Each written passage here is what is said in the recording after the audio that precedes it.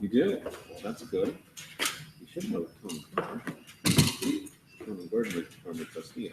What was it? He said right one more. Oh, I didn't read. Oh,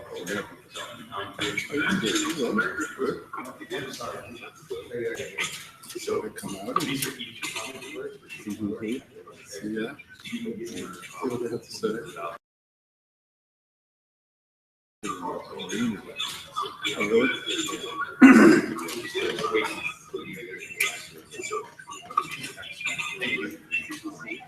Hey, how's it going? But if you're not connecting with it,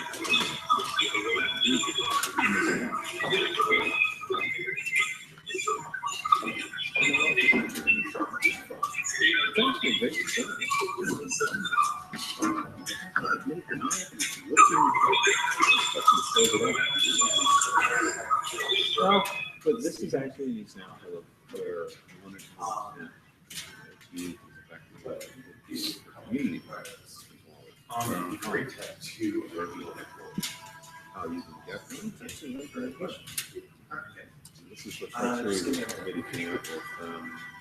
Right here. Be visible, approachable, and active in the college and the community, building relationships and increase opportunities for students. That's what the success will be. Where'd you get that? Right off the website. Oh, I just heard it. Now, my attitude is if they were to the effort to come up with these criteria, I will check them out, see how they do in terms of making comments. Everybody starts out with a flip, and you have to go down a couple. Starting people with hey, how are you doing? Good. And up here, and if you say, oh, my name is Colby. And it's 2 to 3, 4, 5. Yeah. And typically, I did this last night. Typically, it's a 2, 4, or 5. Sometimes if you really get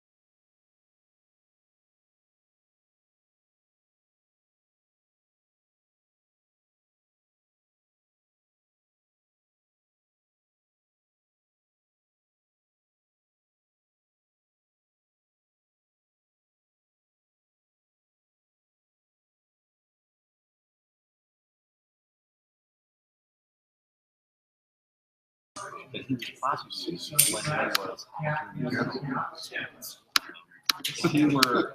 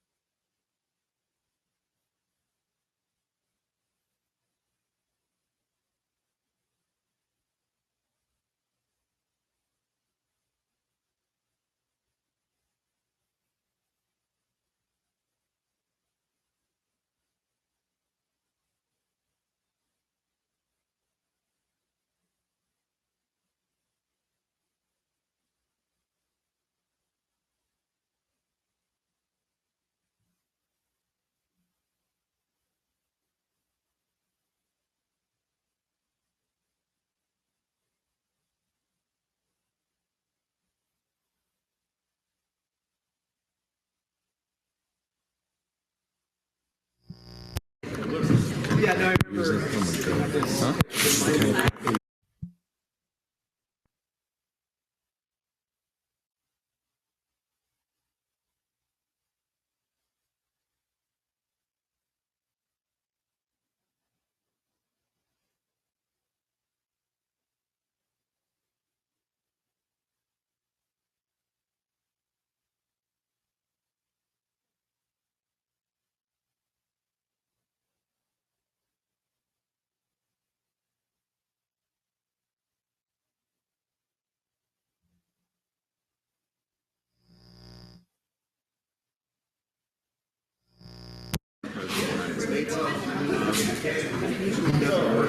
Yeah. And I must admit that it is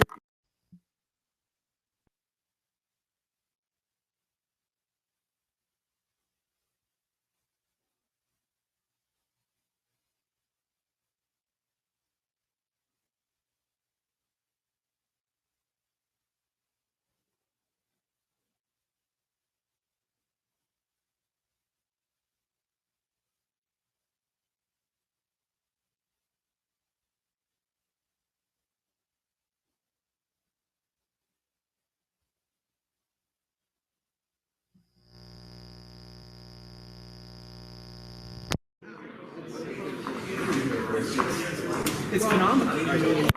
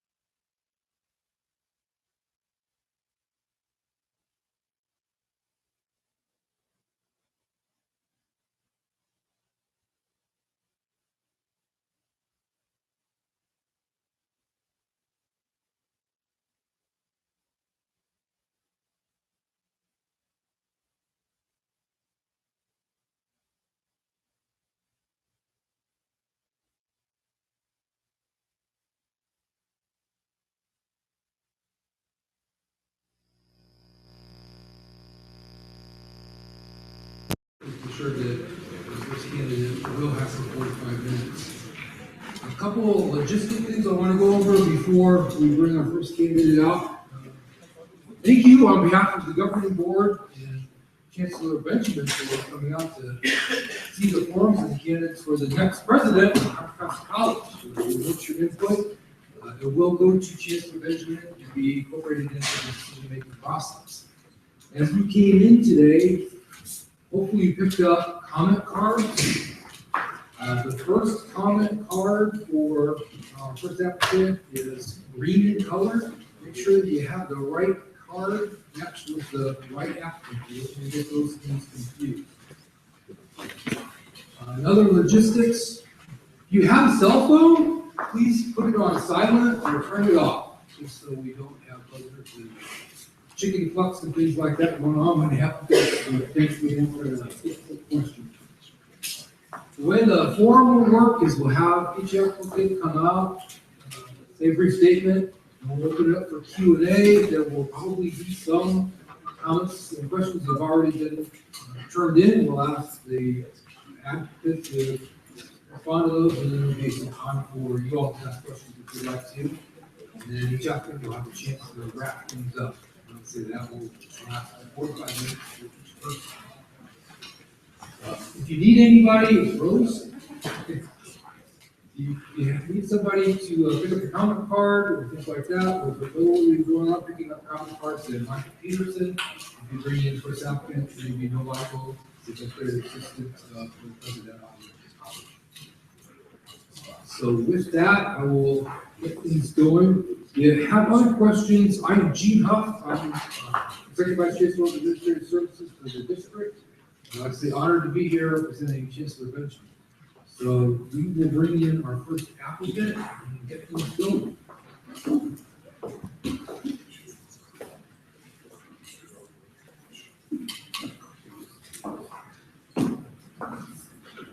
And our first applicant today is Dr. Celia Morena. Very proud to introduce her. Currently, she served as an educational consultant. Prior to that, was president at Chabot College. I will turn it over to her for opening comments. Thank you. Well, good afternoon. I like to move around and I like to get close to you. So I'm going to use the hand mic. It's very nice to be here. I'm very honored that you're here to listen to my statement. Being that this is the week of the Oscars, it occurred to me that what if you were to think of your lives as a movie? And who would be the supporting actors in that movie? Obviously, you're the main character, but who would be the supporting actors? And if I were to think of my life as a movie, one of the supporting actors in that movie would be my grandmother. My grandmother had 8 children, which 6 lived, and she found herself not having enough funds to support her kids, even though her husband was a very hardworking man. And so she started in her own home, in her own living room, a little tiny counter from where she sold beans, rice, coffee, dry goods.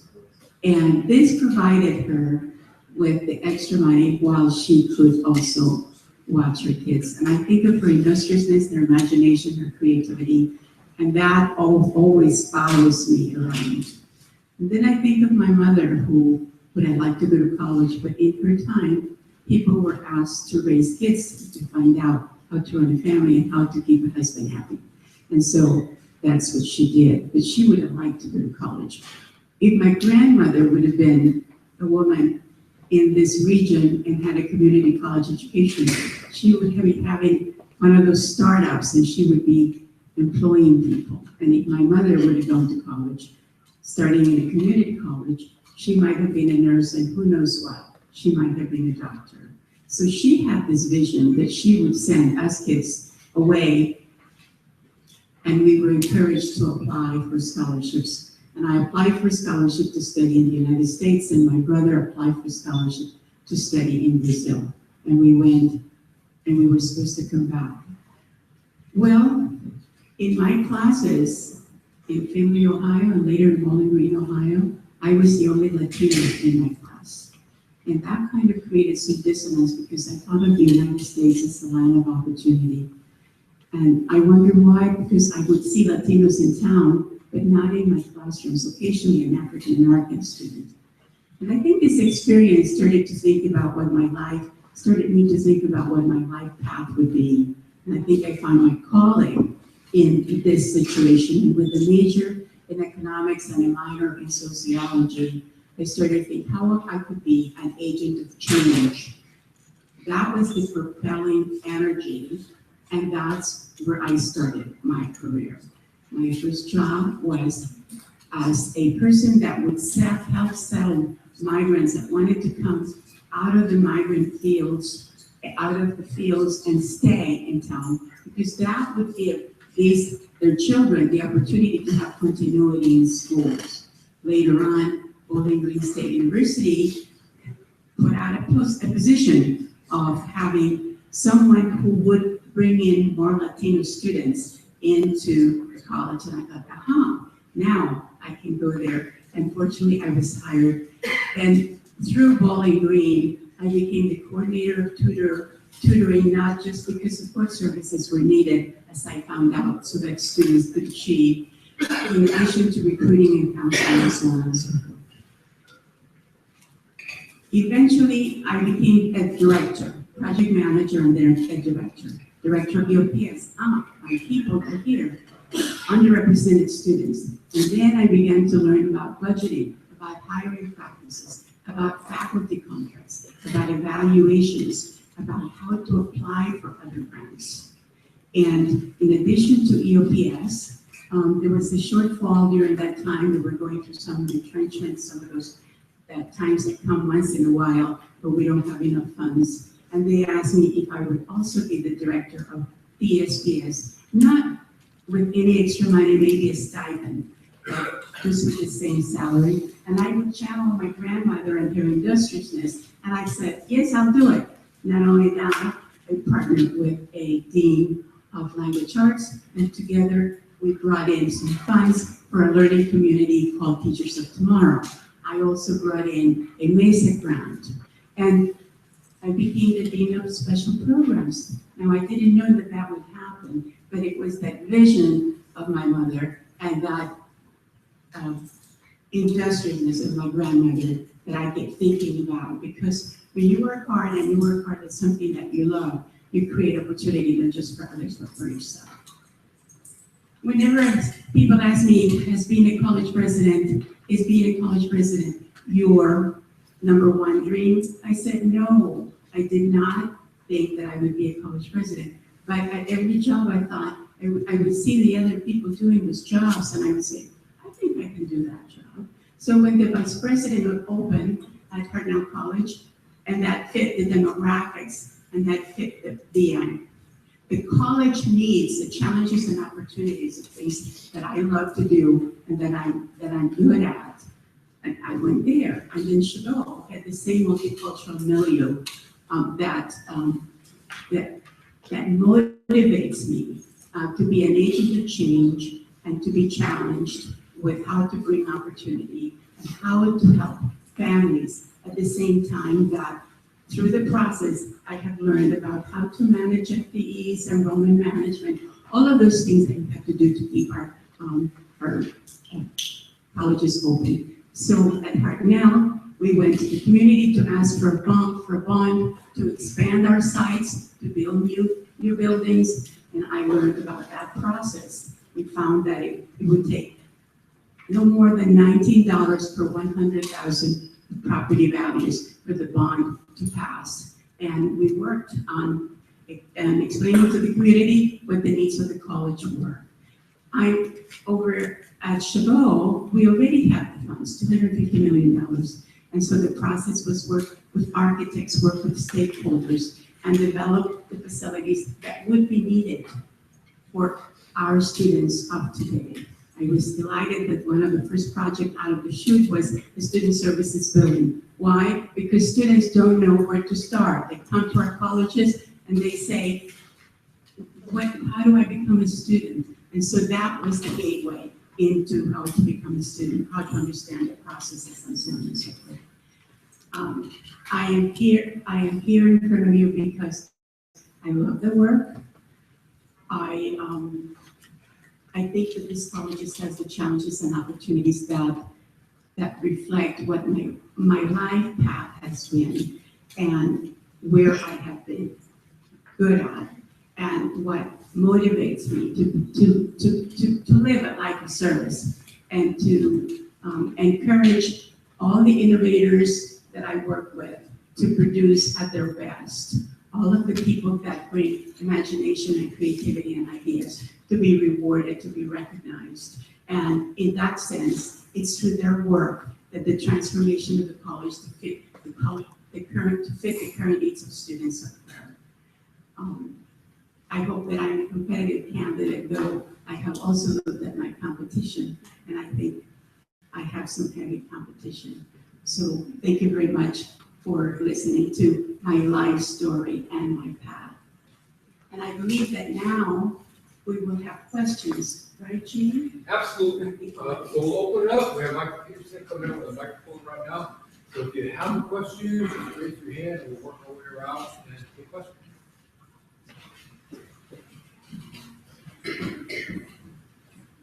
Hello, my name is Mary Sharupa, and I'm a math faculty here at the college.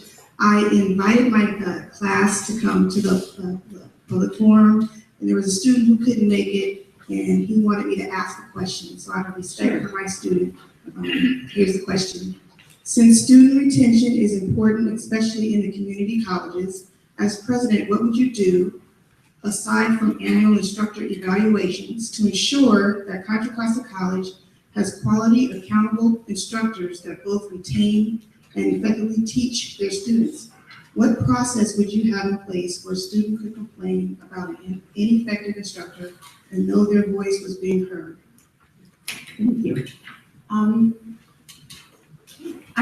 I believe that one of the challenges at, from what I have read, one of the challenges at Contra Costa College is to increase enrollments. Increasing enrollments through new admissions and retaining students. You increase enrollments by presenting the college as the best choice in higher education in the region. And then you talk about all of the innovative avenues that have been developed by the faculty and the staff at Contra Costa College. While you're right in saying that the evaluation of faculty talks about learning, and now what is negotiated into your contracts is student learning outcomes, which is what do our students need to know and how do we know that they know it. A president should bring to light all of the energy of the creative and innovative people in the faculty that are doing new things with computer-assisted instruction, with partnerships within departments, bringing new resources such as grants from the state or local government or business and industry. All of those things that distinguish an excellent faculty from someone that is just doing a job need to be focused at as to what makes Contra Costa College a special place where to enroll and where to be retained. And so my energy would be in finding out where are those stars and make that circle of shining stars ever larger and larger and larger. With the reality in mind that curriculum is the purview of the faculty, that developing, using softwares and computer labs and whatever, that kind of thing, that kind of energy comes from the faculty. However, the president has the ability to encourage leadership development at the leadership faculty level, leadership development at the administrator level, leadership development at the classified level, so that everybody understands what are the qualities of the leader, what do I need to do to make this the best choice of higher education in this region, what do I need to do to contribute to the enrollment and the retention of students? And so the transformation of this requires time, but it is the faculty who are innovative and creative that are the best examples. And it's the leadership from within all the ranks that helps that agenda move forward.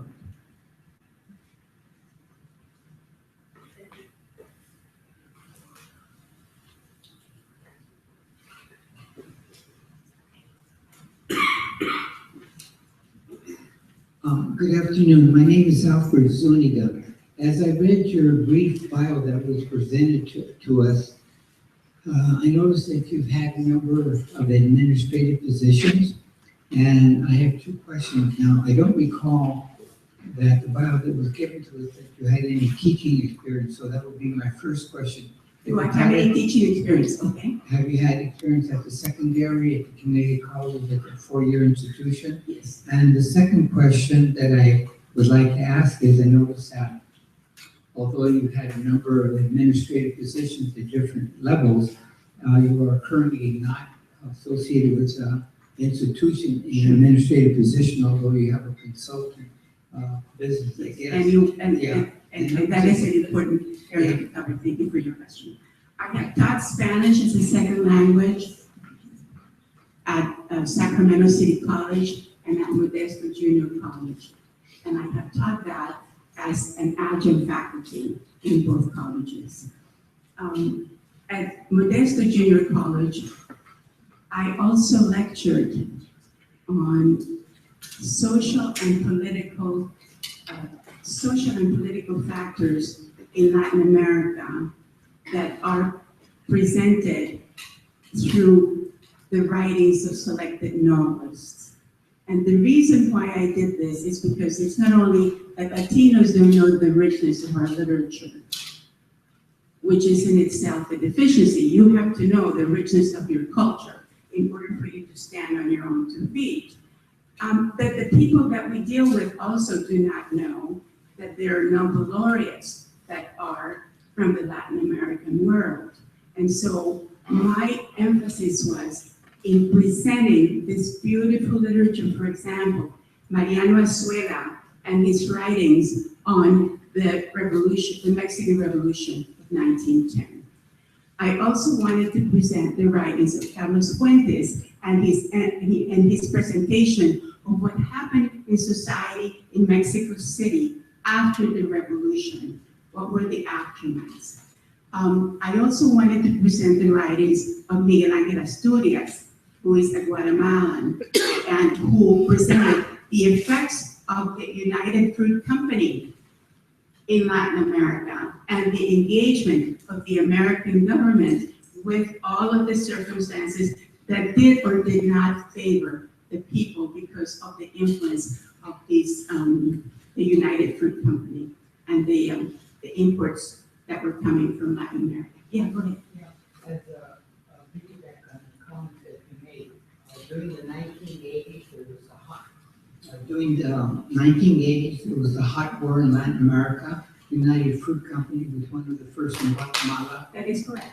Yeah, and most people in this country have no idea why we have so many young refugees coming across our border. That's correct. Because they do not know the history of the enrollment of the CIA, known as School of the Americas, in almost every revolution in Latin America.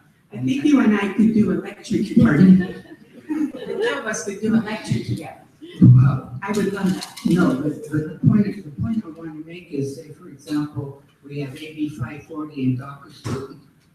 June 2013, I happened to be at the district, and based on I'm a counselor here, and based on my experience, I told the chancellor that there was at least 200 AB 540 or DACA students here at the college. Yes. And then she told the technician to check it out, who happens to be the current president, and she came out and said I was wrong. There was only 199. And the point being, I didn't know what was the DVC, which is 3 times our size. The point being that for the number of years, our FTEs have been going down. Yes. Most of these students have no idea that And they can be community college And so I students. simply took the number 200, multiplied it by 6 units, and came up with 6 FTEs. And at the end of one semester, if they only enrolled in 6 units, we would have something like $770,000 per semester. That's 2013, and we still don't have any effective method of informing the DACA student. What would you do? What would I do? Number one, admissions staff has to be very informed about the requirements or the legalities of admissions from all students. That's one thing. Number two, it is my understanding that many of our counselors go to the schools to provide assessment, to provide connections, to do networking at the schools. Then we have another group of people that are at the schools informing the students about the possibilities for them. If this is not being done to a large extent, then what I would do is that has to be one of the partnerships that we strengthen, partnerships with the schools, so that we go like I used to when I started my career and present this opportunity and the process for admissions. I developed literature in 4 languages. I only speak 2, but I developed literature in 4 languages for Sacramento City College so that we could reach those students that we were not reaching about the process that they would follow to become students at Sac City College. And so what you're telling me is good feedback because you read plans and you think certain things are happening, but whoever becomes your president will have to establish relationships with everyone across the board on campus, but also provide direction, make sure that the plans that spell the activities that are being done are accurate, in fact, and make sure that that everybody understand the goals of how many FTSs have to be grown every year to make the college whole. I guess my question is getting at the culture of the college, Yes, and that needs to be changed. yes, and the culture of the college, the culture of innovation, the culture of responsiveness, the culture of being the best that you can be, begins at the top. And it begins at the top, presenting, recognizing, supporting those people that are living up to those ideals. And putting them as examples so that we can learn from each other. Now, that's good questions, but we probably should let somebody else jump in there and lock the hand up. Thank you. How would you describe your leadership style in working with your faculty, staff, and management teams? That's the first part. And what challenges do you see in your own growth as a leader that you wish to develop further? Yes, as I told you about my grandmother, I told you there was a great deal of energy and creativity than is my grandmother and my mother. And I think of them when I have a challenge in front of me that I cannot resolve. And what would they do? And repeat your question again, please. Okay, how would you describe your leadership style? Leadership style, yes, thank you, okay. So the best way to have people follow your lead is to present, to consult, to support individuals that will make the goals agreed upon realizable. And so my style of leadership is one of collaboration, motivation, presentation to the community about where the college is really excelling and where the college is short of excelling. When we're talking about this in a positive way, we think about opportunities. And so if, for example, not as many students are coming in as could be coming in from the high schools, then that is an area that needs to be developed. From what I understand in the data, there isn't as much growth in this area of school kids, but there is a great deal of growth, or more so, for adults. So re-entry students then become where the opportunity is, and to go and establish relationships with those agencies, whether they're governmental or nonprofit, that support re-entry students and make sure that we have recruitment outreach activities, and that when they become students, that we have an envelope of support services and learning strategies, teaching strategies that support the achievement of those students. So that gives you an idea. So my style is find out the facts, present the goals, motivate and recognize, persuade, and bring people along. Hi, I'm Katie Kolakowski, a biotechnology biology faculty member here, and I'm on sabbatical right now, so. Oh, she's here.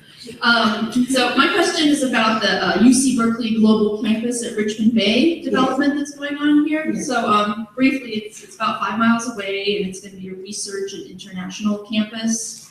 UC Berkeley Department of Energy are sponsoring it, development, and it's got a 40-year development plan.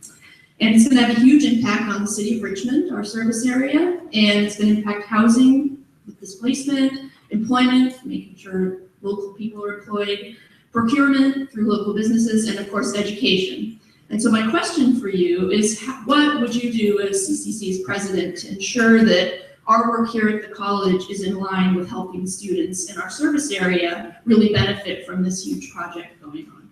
Well, first of all, you have to be at the table with all of the participants, and you have to be a partner, an equal partner. And I'll give you an example. There is an area in Hayward called the Jackson Triangle. And the Jackson Triangle has demographics that show there's a great deal of need in investing in services, education, and so on and so forth. And it has the demographics that are reflective of the demographics that we can. And before this grant was sent to to Washington, that yielded $25 million, we were sitting at the table as to how we could connect with the city and the different agencies that were negotiating who was going to be the lead and who was going to do the planning grant, so that we would get into the planning grant early on.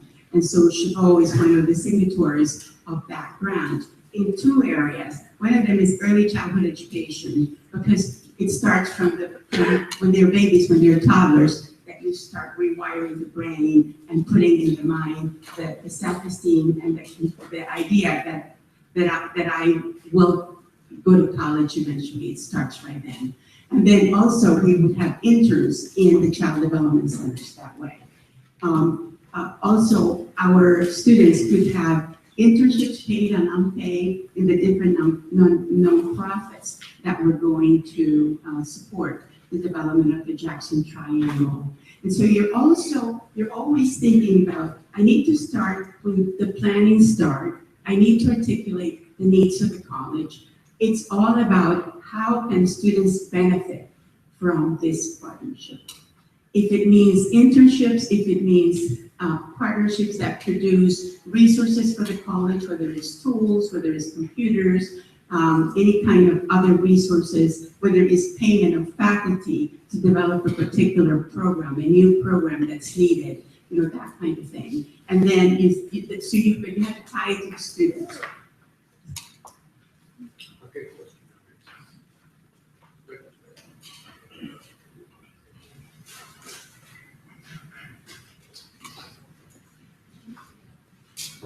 My name is Mary Kate Rossi. I work here in student services as a counselor assistant, and it was touched upon one of the earlier questions that you didn't get to answer. And I'm curious to know, from your brief bio, I understand that you were previously a president of a college, and you currently aren't. So I'm curious to know what brings you, you know, back into it. And one of my kind of concerns around that for any candidate would be, you know, as you probably know, we're in kind of a rebuilding period. We have, you know, a lot of challenges and opportunities going on here. So we really looking for a committed candidate, obviously. So I'm curious to know what's, you know, throwing you back in the ring. Well, in 2012, I had a contract at Chabot College as a president through 2014, and it was renewed every year. And so, you know, some of my references are my prior chancellor as well as trustees at the time. And so I didn't have any pressure to just leave and go. But my husband was ailing, and I was at a time in my life when I could live, when I could look at my contribution and think, I have lived a life of meaning. I have been a person of service, and I can take care of my family because it's what's needed. And so, so my husband eventually had open heart surgery, and he had some complications about that. But as of 2015, he's completely healed. In May, we took a trip to Europe to celebrate my birthday and what had happened in his life up to now. And so when I always thought someday I will come back and do what I love the best to do. Now, because I couldn't do, you know, the president's job is 24/7, and if you have someone that needs you, you can't just leave. You have to leave the job so that you can go to the person that needs you. But that's not in my life at the moment. And I always thought there might be a time when there is the right college where I can go and continue my work. But you might want to ask, what were you doing during this time? And so, again, true to my pathway, I have developed partnerships between migrant education and chamber music Monterey Bay. Let me explain to you what that means. When children are little, when the wiring of the brain begins, it's very beneficial for them to learn music or how to play a musical instrument. It contributes to the learning of mathematics, and it contributes to the learning of foreign languages. Now, Salinas is the salad bowl of the United States of America.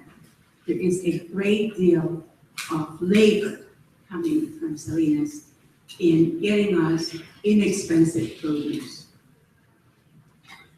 What if I could contribute to the education of those children whose parents work so hard in the fields? Well, you're not going to find those children coming to the very grand concert halls in Carmel. Salinas is a different world from the peninsula.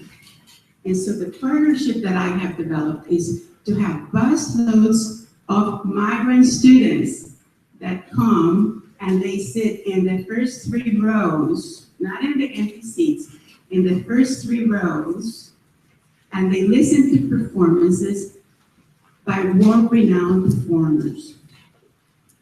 They get free tickets, the school pays for the transportation.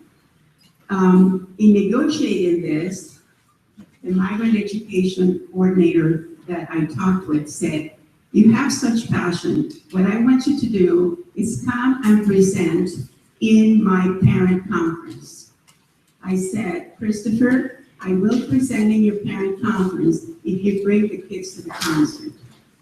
And so 2 weeks ago, we had 71 students from migrant education and from Youth Orchestra Monterey Bay. So I continue with my life path.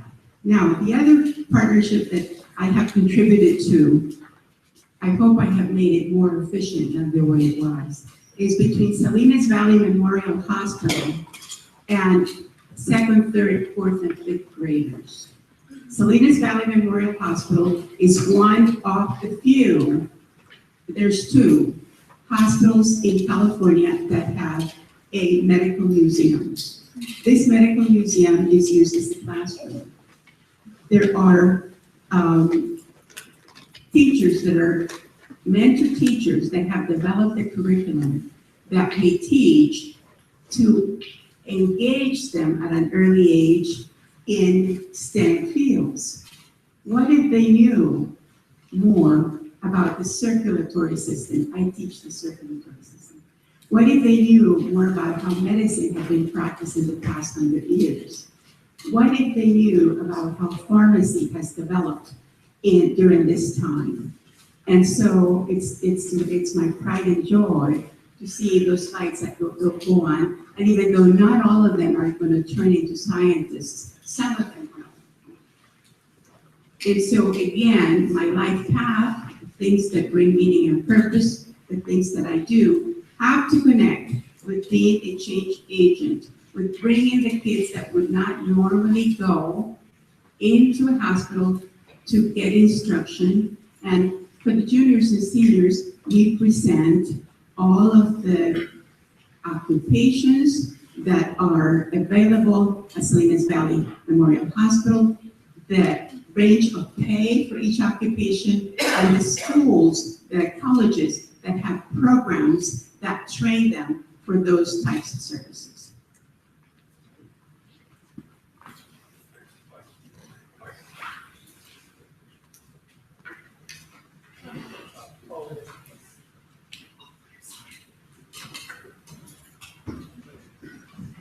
Hi, I'm Megan Kinney. I'm one of the library faculty here at Contra Costa College, and I just wanted to know what you thought and felt about the role of the library in student success. If you want to know about how the library contributes to student success? Yeah, what do you think the role is of the library in that?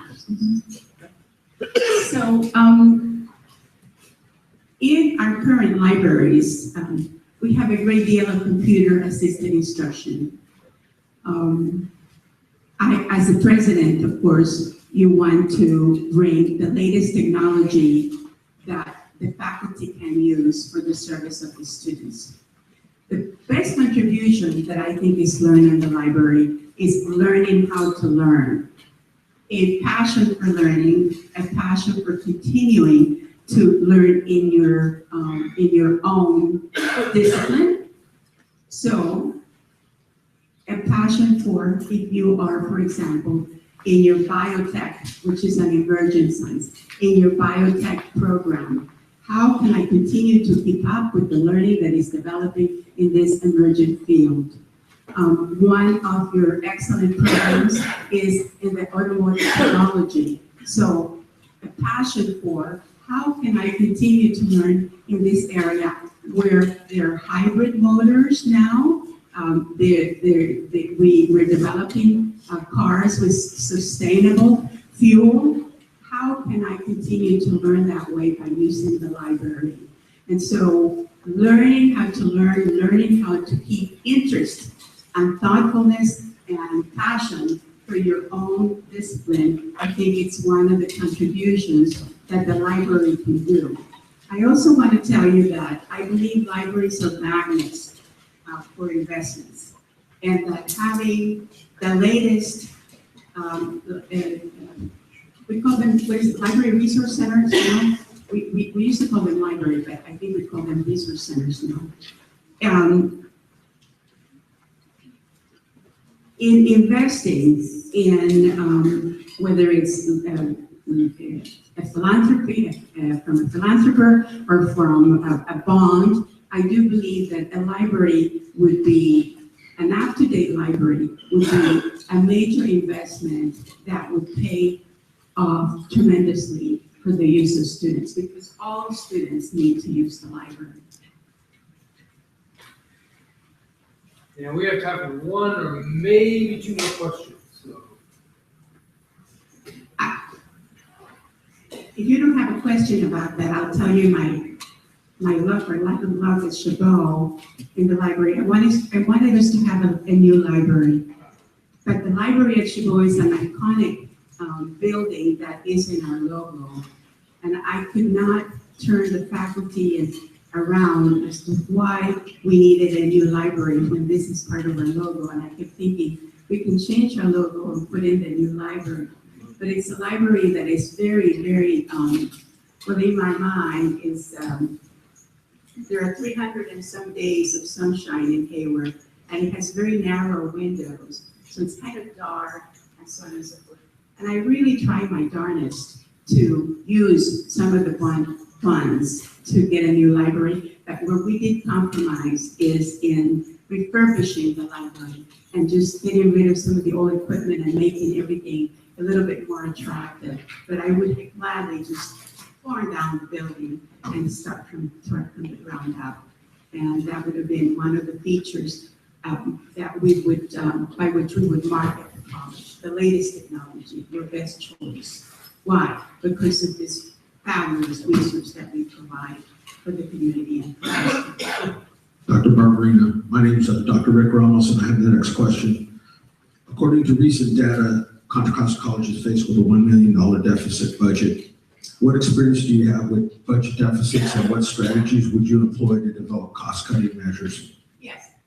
Well, what I'm going to tell you is not what I love doing, but sometimes it needs to be done. And I've been, unfortunately, in a position to do that. What I hope I'm doing for increasing enrollment that would bring FTSs and put a plan in shape, in order to increase the level of revenue coming into the college.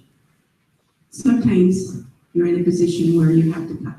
So, first thing I have done in collaboration with the enrollment management team, and this was a Chabot, look at the schedule. And in 1 year, we had to reduce the equivalent of 56 full-time equivalent faculty. Now, that's a great deal of pain, because the pain is not just mine, the pain is all those people, part-timers, who will not have load because we couldn't put the schedule on. But this was not done because we were reducing enrollments, because we didn't have enough enrollments. This was done because the money from the state that was coming was shrunk, and that was around 2008, 9, something like that. So, the first thing we did was, let's look at the schedule and make sure that we know what percentage of courses are in basic skills courses, in entry-level courses, so that we don't chop that up and then there is no pipeline coming in. Let's look at which courses are the least efficient and yet keep a balance in the GE curriculum. Let's not renew positions that are not absolutely necessary, that are vacant, and let's hope that eventually we will build. If some department is left too inefficient because of the cutbacks, there may be opportunities for reassignments, which have to be consulting between the employee and the union and get that support in order to make a reassignment. Perhaps a sister college could accept a person so that we don't cut that person out, and they continue with their livelihood in a similar department, in a similar assignment. And let's cut management, and if there are any vacant positions, let's not renew those. And let's see if someone else can take part of that responsibility. I told you before that I took EOPS and DSPS at some point, and I didn't get extra money, but I did eventually get opportunity. Sometimes there are people that are willing to jump to the challenge because they love the job and they want to help out. So that creates tremendous chaos, fear. But if you are transparent, if you're at the table, if you have had the opportunity to build relationships with people so that they think that you're doing the best you can, the blow is a little bit easier to bear, but it's always a blow. I am very sorry that we have run out of time. It'll have to be the last question. So I've got to go in and give some final words. I think that you have a magnificent school. I love the palm trees. You have eucalyptus. You have beautiful, beautiful foliage. Now you also have new buildings and new opportunities. I think of these as features that can be used to market the college as the best choice of higher education. I do feel the vibrancy in some of your innovative programs, and then there are some that I don't know about. And there is nothing that would give me more pride and joy than if I were selected your president. I see that the challenges and opportunities that you present will make for tremendously interesting work, and the ability for a president to build relationships with you that will move the college forward over the next 5 to 10 years. I thank you very much for your attention. It has been my pleasure to be with you today.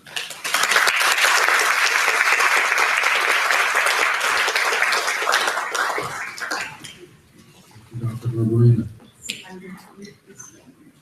Bye. That part's over, right? Dr. Barber is leaving just a couple logistic items for people who came in late. There was a good showing of looks like students in the class, so appreciate that.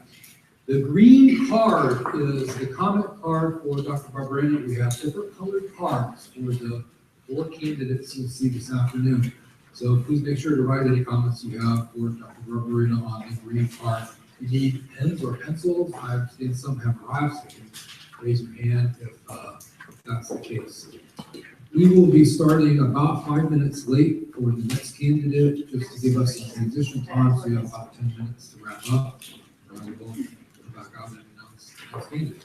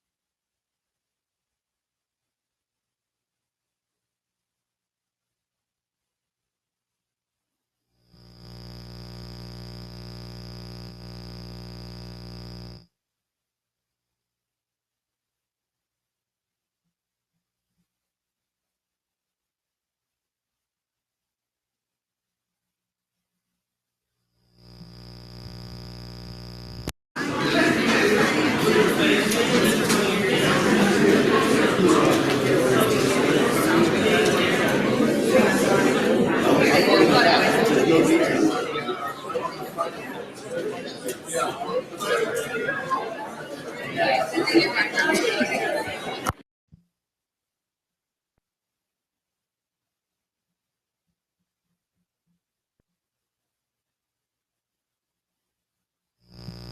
everyone, looks like we're wrapping up, and I'd like to go ahead and get our second forum started for the afternoon. So, on behalf of the governing board and Chancellor Benjamin, I'd like to welcome everybody here this afternoon to our forums. We are looking for your input in the selection of the next Contra Costa president, so that's exciting. Just a few logistics to work through before we bring the next candidate out. If you have not picked up comment cards, I understand that we may be out. There are comment cards color-coded for each one of the candidates this afternoon. The card for the next person is blue, so if you do have a comment card, please make your comments on the blue card. And if not, if there are cards that you'd like to, you can also just write your comments on a piece of paper. We'll collect those and make sure they get put into the file with the right applicant. Your comments will be considered as part of the decision-making process in selecting the next president, so they are important. The forum lasts 45 minutes, and we are starting about 5 minutes late. So I just want to make sure that everyone is aware. We will make sure that Krista Johnson, next candidate, has her full 45 minutes. For those of you who came in late, please, if you have a cell phone, either silence it or turn it off, so you don't get the chicken clucks and things like that during the questions being answered. I am Gene Huff. I'm the Executive Vice Chancellor of Administrative Services for the district, here really representing Chancellor Benjamin. We're excited that everybody is here, and it's my honor to introduce the next candidate who will come out here and speak with you this afternoon. So, Krista, honored to introduce Krista Johns. Familiar to some of you who've been with the district for a while. She's currently the interim president at Berkeley City College. Immediately prior to that, has worked at the ACCJC, our accrediting commission, for some time. I'll turn it over to Krista to complete her introduction. Thank you, Gene. Hello, everybody. Hi. Thank you for making the time to be here. This is really an important event in the life of a college. How many people here are students? Wow, well, good for you for being here. Thank you so much. Are there people here who are classified staff here at CCC? Thank you for making the time. How about faculty members? Nice to see you as well. Any administrators? Great. Thank you all for being here. Well, I have been introduced already as Krista Johns, and when they told me about a podium, I should have remembered that podiums in life, I always envision people who, I guess, must wear higher heels than I do. But at least you can have my talking head, so that'll be fine. I'm looking forward to seeing you all here. What I wanted to do is to give you a little bit of information about me, and then I know you're going to have some questions, so I'm going to leave plenty of time for that. You probably want to know that my name is Krista Johns, and that I live in the Bay Area now, in Petaluma. I have 2 daughters, and I raised them as a single mom. Very proud of their trajectory in life. Both of them attended community college. One went straight into the workforce after a brief time at the community college, and the other one completed an Associate of Arts degree. And I'm very proud of her for that. She became the 3rd person in our family to have a college degree. First her grandfather, and then her mom, and then herself. And that's so much of the community college story, really. You may have something similar in your family. This semester, she's going to graduate from her 4-year college with a Bachelor of Arts degree in Intercultural Ministries, and I'm very proud of her. So about myself, a little bit about my education. I earned my degrees in the Midwest. I got my Bachelor of Arts degree in Political Science at the University of Wisconsin at Parkside. And then I went to law school in Chicago at Chicago Kent College of Law and got my Juris Doctor degree there. Coming to California, I was happy to get an opportunity to really learn a lot to feed my passion about the mission of community colleges and how they work. And I was able to complete a fellowship in community college leadership at Claremont Graduate University. It was a great experience. So in terms of my educational background, you have that. Now a little bit about my work experience. I have more than 25 years in higher education. And among the jobs that I've had in higher education are jobs teaching and jobs in various director positions. A couple of them that might be of interest to you are as a director of curriculum development, and another one as director of a paralegal studies program, all on that order with academic expectations. And then I came to California and got a position here in the district at Diablo Valley College. And I was Dean of English and Business for 7 years and had a tremendous experience learning about the programs and the offerings of the district and about the kinds of students served there. After Diablo Valley College, I went to Berkeley City College, which is in the Peralta district, and I was there as Vice President of Instruction. And then, as you heard Jean Huff say, I went to the Accrediting Commission for Community and Junior Colleges, the accreditor for our colleges here, and then returned back to Berkeley City College, and I'm there right now as the interim president. So, you know, one thing about the president job is it's never boring. It's a wonderful job that way. Some of the things I love about the work are being in an educational environment, interacting with students and staff and faculty on a regular basis. I also like, though, engaging with the community and letting the community know we're here and what we have to offer in terms of boosting the economy, in terms of providing opportunities for students, and in providing a gathering place to talk about important things for the areas we serve. I also enjoy building partnerships with other educational entities. As you know, we're very blessed in the Bay Area to have fantastic colleges and universities so close to our borders. We need to make those relationships great and strong and build upon them for our students. I enjoy doing that, and I also like working with the K-12 administrators and programs to make sure that there are very clear pathways for people to come in and to begin their education, their higher education experience. You know, sometimes we make it a little tough because we're not sure how to tell people how to come in and work with the college. And so I feel like part of that is getting out there and letting the community engage that way, not just having to find us. So I know that there's a lot going on. I really enjoy sinking my teeth into learning about the programs that the colleges offer. I've had a chance to peruse your catalog, and I've, of course, have some experience with the programs that are offered here at Contra Costa College. I'm very proud of what you have done. I am proud of the efforts you have made to advance the lives of the students. And, you know, I really feel like, and you probably know it already, you're in a place that started it all in terms of Contra Costa Community College District. There's a feel here of family. There's a feel here of we want everyone to succeed and to feel great about where they work and study. And I would enjoy being a part of that tradition, building upon it and carrying forward into the future.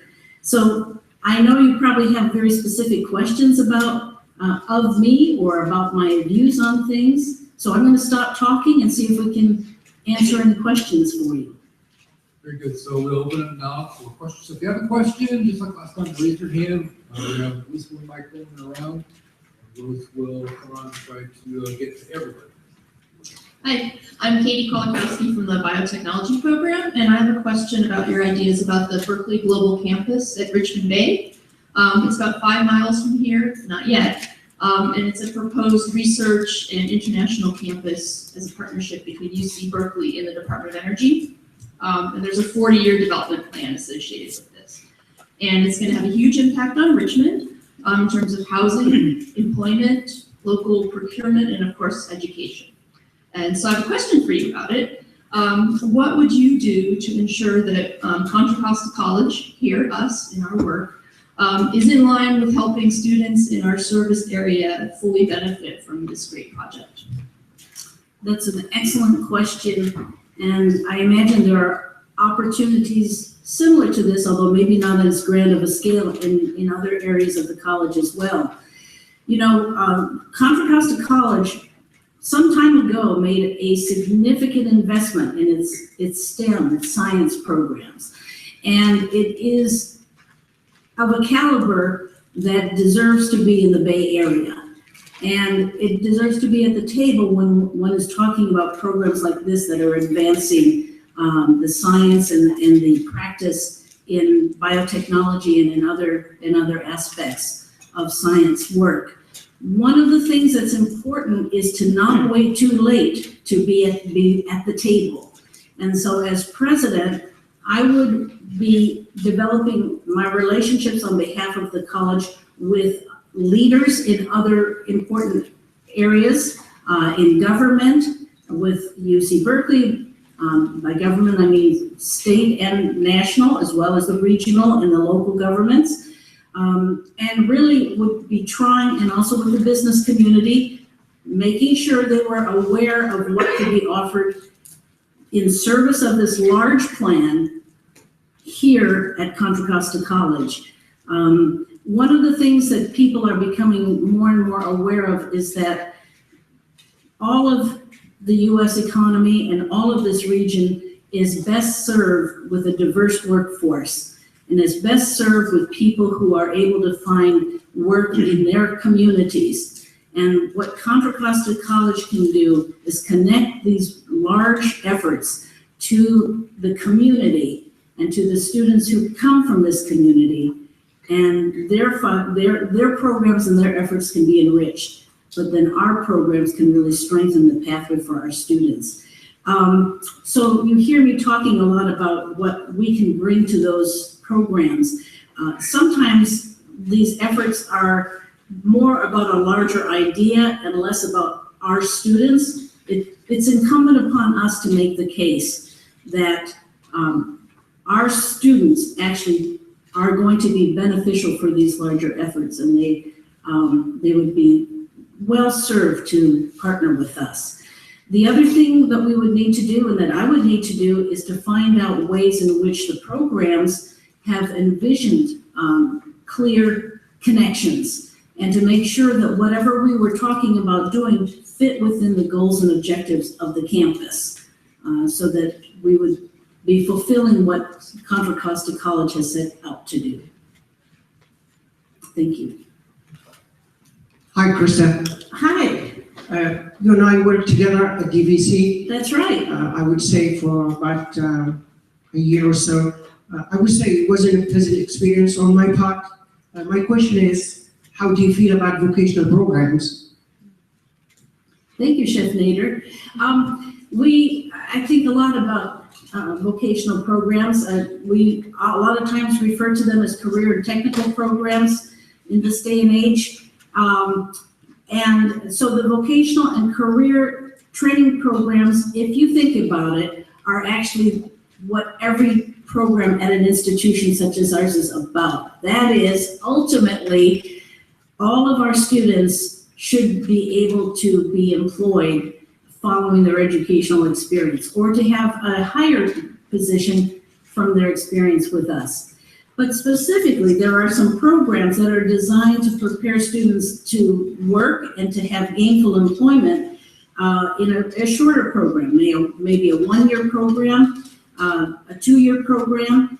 And for us, what's important is keeping the curriculum relevant, keeping it current, making sure that we're connected with the community in terms of employers, and that we're seeking input on a regular basis from those in the community about what the curriculum should be.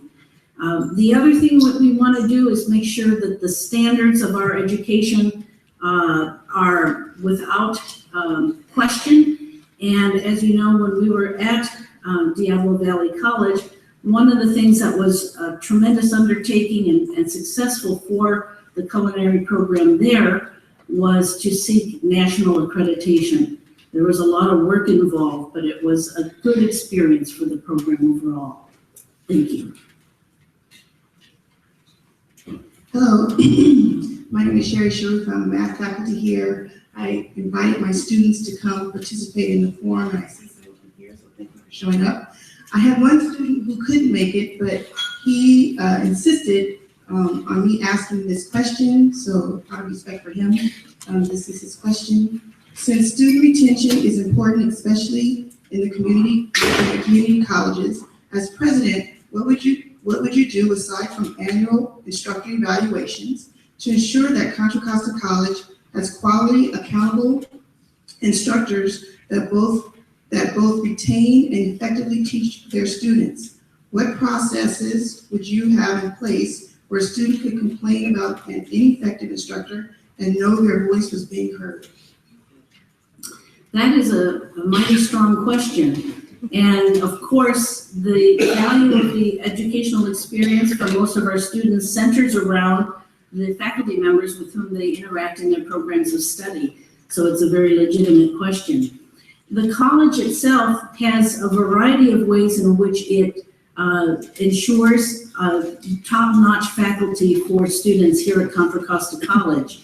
And those include rigorous hiring practices, expectations that people come in with teaching experience, and I'm sure that for the most part, people coming in demonstrate those prior to even being hired.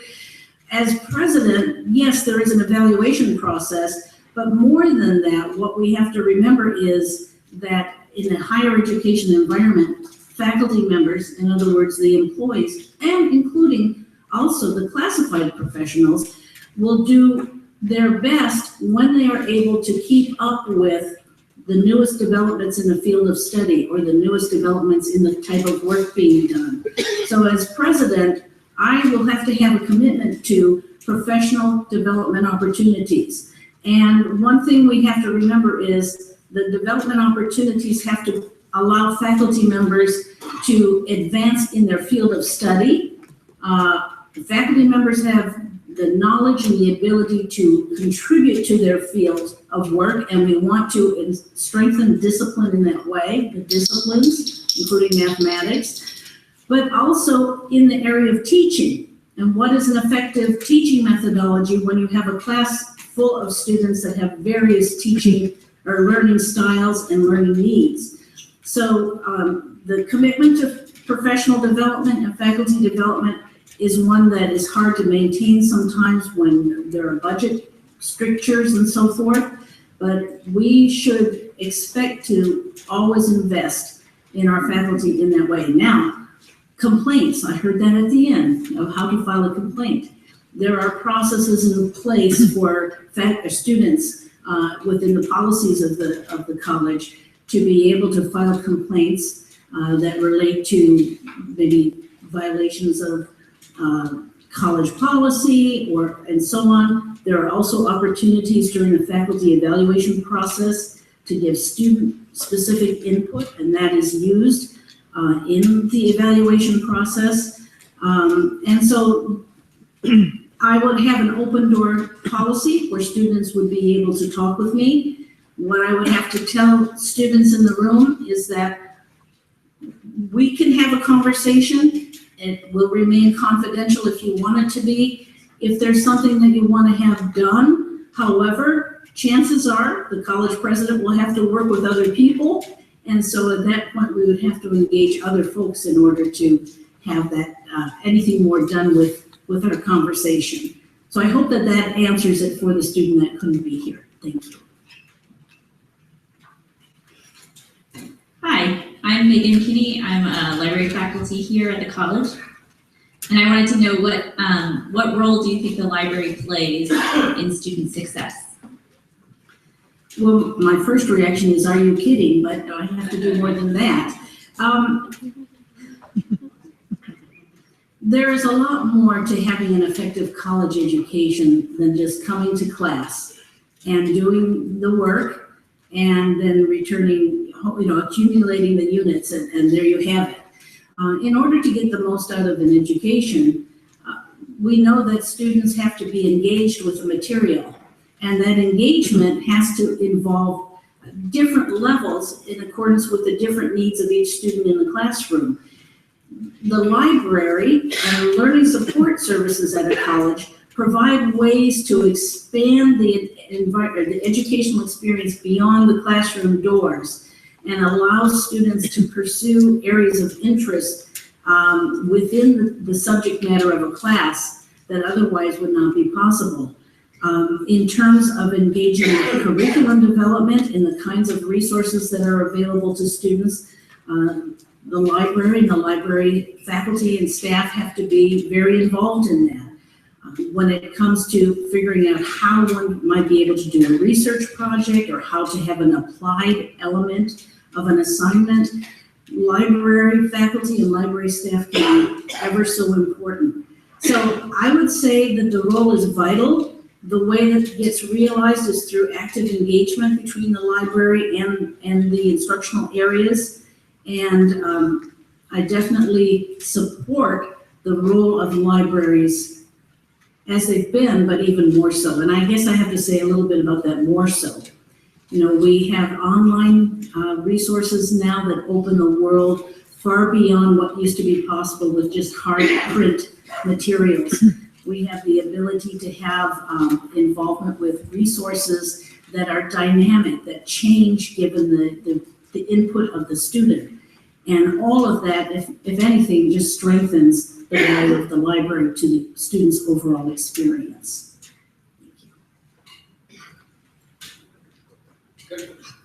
Hi. My name is Dr. Fatima Allen, and I am an engineer at the U.S. Department of Agriculture, a Richmond resident, and a mother of 3 young boys. My question is pertaining to the West Contra Costa Unified School District. What position do you think the community college plays with the student performance at WCCUSD, and what programs do you have in mind to help support the students in this K-12 district to be successful at the community college level, particularly given the academic performance of the students in WCCUSD once they graduate and they start here? So basically, a lot of them take remedial courses, and the goal is that they are prepared and ready to take advanced level courses at the community college. So how will you leverage the resources you have available, as well as those available through the state in WCCUSD to better support students, particularly underrepresented students in STEM fields, to be more successful? Thank you for that question. And it's a real question when you're the mom of students in the school district. Let me say one thing, and I hope it is okay to say this. Ma'am, you can correct me if I'm wrong, but when we talk about underrepresented students, that's not what we really mean. The students that we're talking about are well represented, but are they represented in the areas of success that they should be in? And should they be given the opportunities that they should have? That's the kind of representation we want. And so I think what we're talking about here is our high goals for students. We're talking about the students that are going to be on a fast track to transfer at UC Berkeley and the other neighboring colleges, as well as students who are maybe looking for a midpoint in their educational career and they want to be successful there, and we want to instill in them a lifelong learning goal that may have other college in it in the future. And that can't start at the gates of the college. And so one of the roles that a president has and that a community college has is in forming those relationships with the K-12 system and with nonprofit organizations in the community to make sure that students have the preparedness to come to college, but also have an expectation set that they are a vital asset of the community and they are expected to come to community college. There can be some ways that's done. Some of the ways that's done is by having communications between like subject faculty members at the community college and at the high school levels to make sure the courses align with one another. So when you end a course at the high school, you're ready to start the course the next in line at the community college. There's a recent change in state law that makes it easier for students at high school to actually take community college classes at the high school. And so what can we do to strengthen those areas so that our students have a clear pathway and there's not a drop-off point, a stoppage there when they leave high school? What I think it is important to remember that we need students to be college prepared. That happens at the high school level and leading up to high school, as well as for some students when they come to the college. And I have been among a few people who have said, we don't necessarily want to talk about pre-college courses or remedial courses as much as college preparedness or college success courses. Preparation, colleges beginning with an expectation that you are at college, you're taking a college course, and we want you here. That's why our doors are open, but we can work with you on some of the skills you'll need to have in order to take those transfer level courses and to keep yourself going through the year or 2 or 3 or more that it will take to finish your education.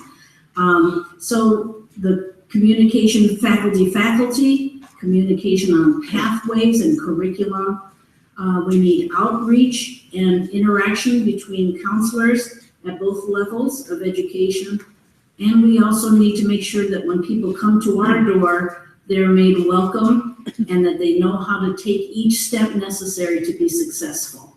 And I think if we do all of that, we will fit within the community of education and be able to serve students, including your 3 children, when they're ready.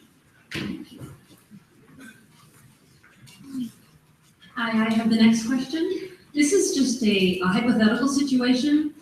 The college just paid for, 5 years ago, the college paid for an assessment module. And at the present time, the faculty may want to use a different type of program to do that work. What would you do or what would you recommend? There are always, in most areas, there are many different ways to accomplish what we're trying to achieve. And when we roll out certain models, we have to remember they're fixed in time. And often choices are made given the best information available and also given the resources that are available. I know that there can be instances when people want to try something different.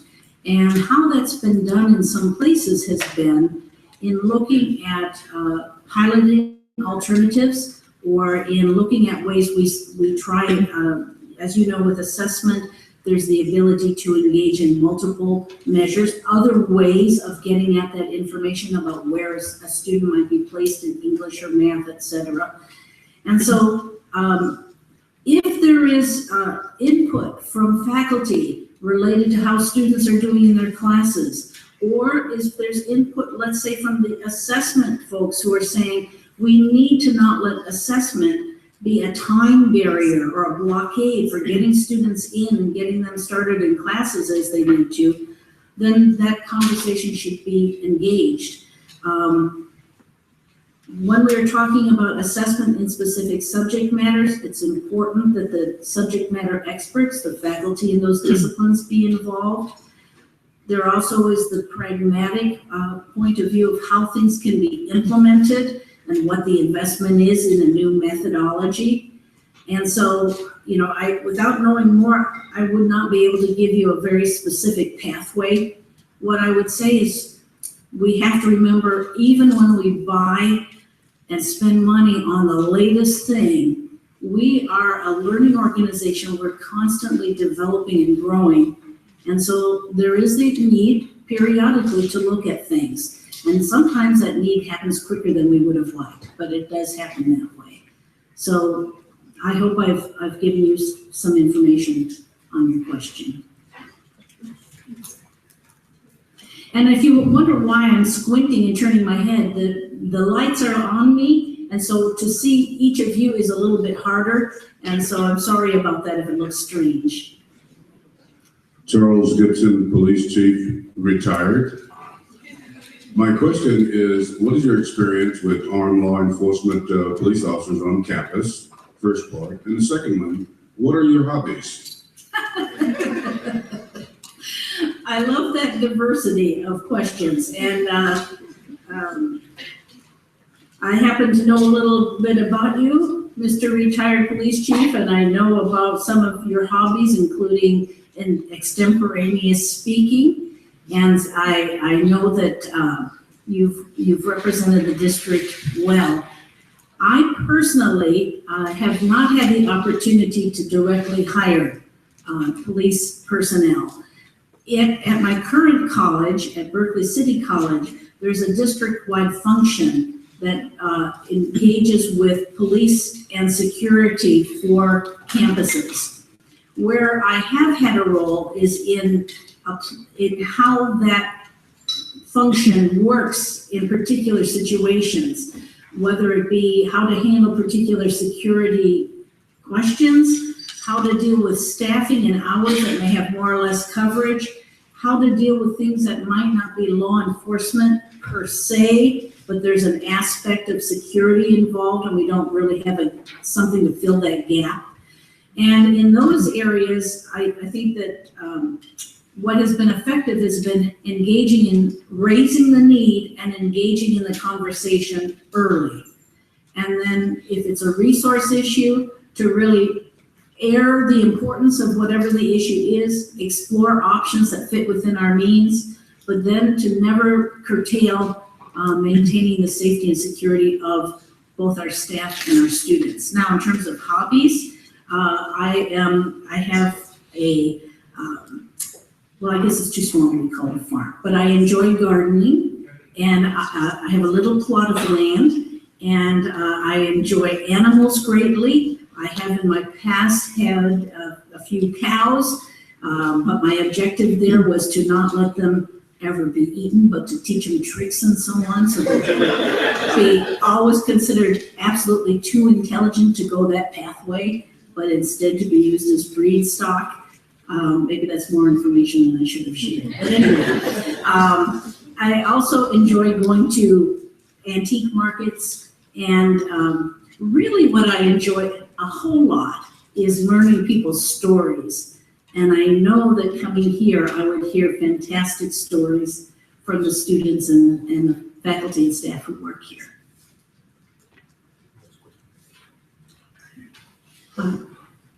I have the next question. Rick Ramos, I'm a member of the Academic Senate. According to recent data, Contra Costa College is facing a $1 million budget deficit. What experience do you have with budget deficits, and what strategies would you employ to develop cost-cutting measures? I think it's pretty difficult to have worked in the California community college system for any length of time and not to have faced budget deficits. We have an economy that is based on the cycle of the success of the richest people in our state. And their fate rises and falls depending on the industry they're in. So we have to understand that that's a natural part of things. Given saying that, that means that I hope what we have done is to plan ahead and provide means by which colleges can sock away funds for certain things that would tend to suffer when there's a downturn in the budget. So one thing that I have done in the past and would do here would be to really look and see what the plans have been and how this has been anticipated. In addition, the same way in which we prioritize new things we want to add and new services we want to offer can provide us with a way of saying, all right, if we had to have a downturn, these are the areas where we would have to look to see if there could be some savings. You immediately went to the idea of cutting costs, and of course, costs must be cut. But the other thing we need to do is to say, have we not taken full advantage of ways that we can raise revenue? And I don't mean all kinds of crazy projects and plans, but there are ways within our own practices that can be very helpful in raising our revenues. I mentioned this earlier to a smaller group during an interview, but looking at the numbers at Contra Costa College, for example, if we were able to have 2 additional students on average stay in each class rather than dropping, we would be able to more than exceed our FTES target. And you know that we get FTES, that stands for full-time equivalent student, and that's how we get most of our money, which comes from the state of California. There are ways in which we can maximize our offerings by getting more involved, as I was mentioning with our guest that asked the question about the other schools, with concurrent and dual enrollment, to make sure that we are able to reach those students with pathways, but also at the moment increase our student numbers. There are so many ways to do that, but I guess what I'm saying is, yes, we would need to tighten our budget and tighten our expenditures, but we also don't want to be extremely reactive unless we have to. It's much better to have the time to say, let's phase into some change so that we can come out of this and be still effective in meeting our mission and in meeting the objectives that we have set for ourselves. So we can talk about international students, we could talk about partnerships, lots of ways to look at enhancing our revenue. In terms of tightening, cost tightening, we have to look, I always say that we should have some guiding principles that are developed before this happens, but we can do it before we start making changes. Those guiding principles tend to be around things like, can we begin with cutting things that are furthest away from the student experience? And then how can we do things that would be easier to pick back up, that would not suffer a terrible stoppage and would not be able to pick back up if there were monies later? Those kinds of principles that would help us decide what to do.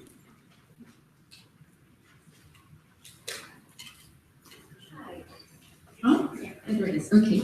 Please describe your leadership style in working with faculty, staff, and management teams. So I'm not sure if you meant faculty teams, staff teams, and administrative teams? That's correct. Okay, all right. Well, I would have to tell you that my style is the same. So I don't have a different style for different types of employees and teammates. And what my style is this, that none of us are perfect people, but we are here because we have made a commitment to enhancing the lives of students and providing the opportunity that higher education brings. Given that as an understanding, I would be able to expect that we are each going to give our best effort at what we are asked to do. And so when we start with that expectation, it's less about who's going to win the team or top the team or anything like that and get the most for their little subgroup. But really it is more about how do we accomplish the shared objectives that we have. I tend to like a process that has give and take. And I think that's extra important the more you move up in the ranks of administration. You do not want an administrator that is isolated and everyone just says, my, what a lovely jacket you're wearing today, or whatever. You know, we need to have a back and forth that keeps those abilities honed and that makes sure the best decisions are being made. My style then, besides being back and forth, is to be able to be very open about decisions that need to be made and the factors that will go into making those decisions so that people who are interacting can really give good input. I don't like teams. I know that there's a social aspect and I do love people, but I don't love having teams that don't have a clear charge because people can get frustrated. They've committed time to a team and then they're not sure what the outcome is. So I tend to want things to have a clear objective, if the best we can, and a timeline. I do have sort of a let's roll up our sleeves and get at it kind of approach. But I also realize that a new president coming in here is coming to a place that already has teams. And so part of what I would be doing is learning what is the gap, what do you need from your president, and how can we make things even more effective than they are. Unfortunately, our time is wrapping up, so this is going to have to be the last question. Okay. Myra? Hi, so I have the next question. So ed reform across the nation is moving towards understanding that we've, kind of beaten a dead horse. We've identified all the best practices that work, in particular in communities like Contra Costa. So really the charge before us is how do we scale and really institutionalize these best practices that really show success for our students. Mm-hmm. And so it's really a two-part question is what experience do you have in scaling these kinds of best practices? And how would you engage our campus community in making those kinds of decisions? That's a great question. And, that is part of the challenge and the trap that sometimes comes from special funding. We definitely want to try ideas out. That's part of the higher education process. But we also know that if something is good, we want it to be able to be applied to all of our students and across our curriculum. I think part of what happens is that the bright idea is come up with by a small group of people, and there isn't really a recognition at the outset that while we're applying for this or starting this, we should really be looking at scaling right away. What it means is we have to take the risk of bringing other people into hearing about this beautiful idea and actually shaping it in some way. One of the things that I have found that is successful is if we can separate ourselves from the name of the program that was invented, the name of the technique, the exact specifics of a model, to step back and say, what did we learn from this that it can be applied across our curriculum and across our student services and learning resources. And when we do that, we tend to find out there really are principles of effective practice. And those of you who have been around long enough to remember the poppy copy, that was that idea, wasn't it? It was to say, there have been zillions of programs and projects, but what are some of those nuggets we can apply in lots of ways? And that's what I think we have to do. And my job as president is to call the question early. How would this be benefiting? How could we use this to benefit all of our students, not just a particular small cohort? And yet, how can we let experimentation and innovation happen? And so it is a balancing act, but ultimately we really do want to be able to ensure that what we're doing is going to our core mission, our core goals, and then what we have as a commitment is to try and make it happen across the way. Just FYI, I don't want to be a downer, but the researchers have shown that across the last 50 years, the impact of individual projects, even super promising ones, for changing the way higher education is done has been pretty limited. And it's because of the very issue you raised. So we've got to do better. Good, unfortunately, our time is just about up, so Chris, we're asking you to give us some final thoughts. Okay, well, as a first thought, I've got to say, I'm so sorry to all of you who came in on this side and raised your hands, and there weren't any microphones, so you weren't able to answer your questions. So I am sorry about that, and I saw those hands, and hopefully your question will be answered by another candidate or in a different way, so I'm sorry about that. I have to tell you that I am new to the idea of applying for college presidency. So in terms of the whole process of it, I've been very fascinated by how people are engaged and how that all happens. Your committees have asked very pointed and very specific questions, and I respected that. It meant that they were for. This college has had the benefit of having some incredible leadership in the past. And because of that, the people looking for the president have some ideas of what they're looking for. I can't tell you what all those ideas are, but I do think that in order to maintain the spirit of Contra Costa College through your new president, you're going to want someone who is an academic, has some academic experience under their belt. You are going to want to have someone who is kind of a people person. And I think you're going to want to have someone who really feels themselves in a service role, that is, in a support role for all that happens at the college, and who can be the college's biggest cheerleader, but back home can give the reality story to the best that we can. I think I'm that kind of a person. And I would really look forward to the opportunity to being your president. I wish you well in your search. I know part of this is who is the best person right now for this college. So I wish you well, and I hope you'll give me good consideration. Thank you.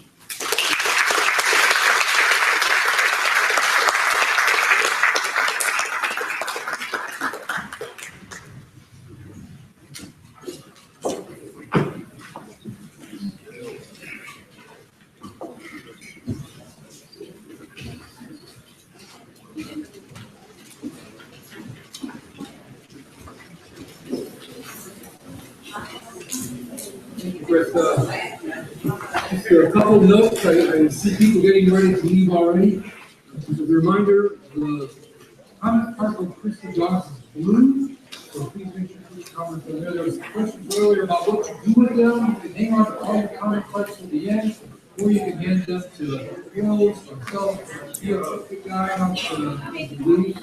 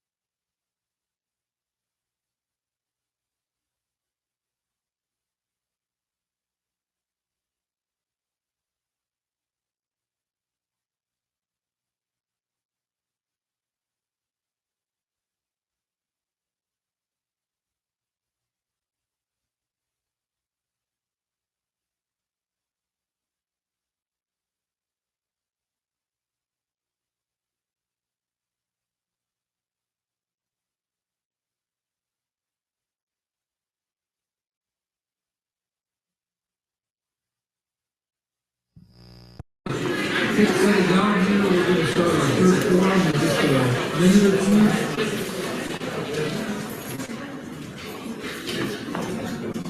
And our students have left. They have classes. Okay, on to the next one. Outstanding, you'll have to ask a question, raise your hand. All right, let's go ahead and get started. First off, on behalf of the governing board and Chancellor Benjamin, I want to welcome you and thank you for coming today to participate in the selection of CCC's next president. A big deal for the college and the district. I just have a couple of logistics things to work through, and then we'll bring out Mujda Mezada, our third finalist for our forum today. First off, if you did not get a comment card on the way in, raise your hand. There are some extras now. We have run out for a while, but we have more made up. I would like to say that the comment cards for Mojda are all yellow. That is no longer the case. If you pick them up early on, your comment card will be yellow, like the one in my hand. Please make sure that you write comments for Mojda on a card that's either yellow or labeled Mojda's name at the top. We will sort them, and your feedback will be included in the decision-making process for the next president hire. So we'll get the notes on the right card. The forum lasts about 45 minutes. We are starting actually pretty close to on time. So we'll make sure that Mojda has her full 45 minutes. Set that down. I am Gene Huff, for those of you who don't know me. I'm the Executive Vice Chancellor of Administrative Services for the district, and I'm really here on behalf of Chancellor Benjamin. So in just a second, I'm going to bring Mojda in for her forum. If anybody came in late or took advantage of the last intermission to get on your phone, please turn your cell phone off or silence it so that that doesn't ring during the middle of one of Mojda's concerts. All right, with that, you back here? Very good. Yes, I do. It's dark back here, so it's my honor to introduce Mojda Mezada, our third candidate this afternoon. And yeah, I know people are going to want to come. We all know Mojda. For those of you who might have been out of the country for the last year, Mojda is now serving as the interim president at Contra Costa College, and immediately prior to that was Executive Vice Chancellor over Education and Technology for the district. So I will turn it over to Mojda. Thank you.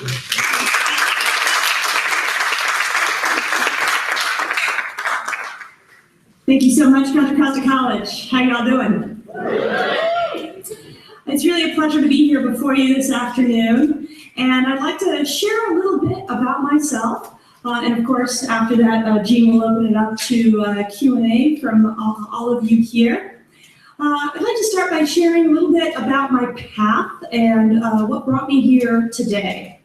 It started 29 years ago. Yes, I was born 20, no, I'm kidding.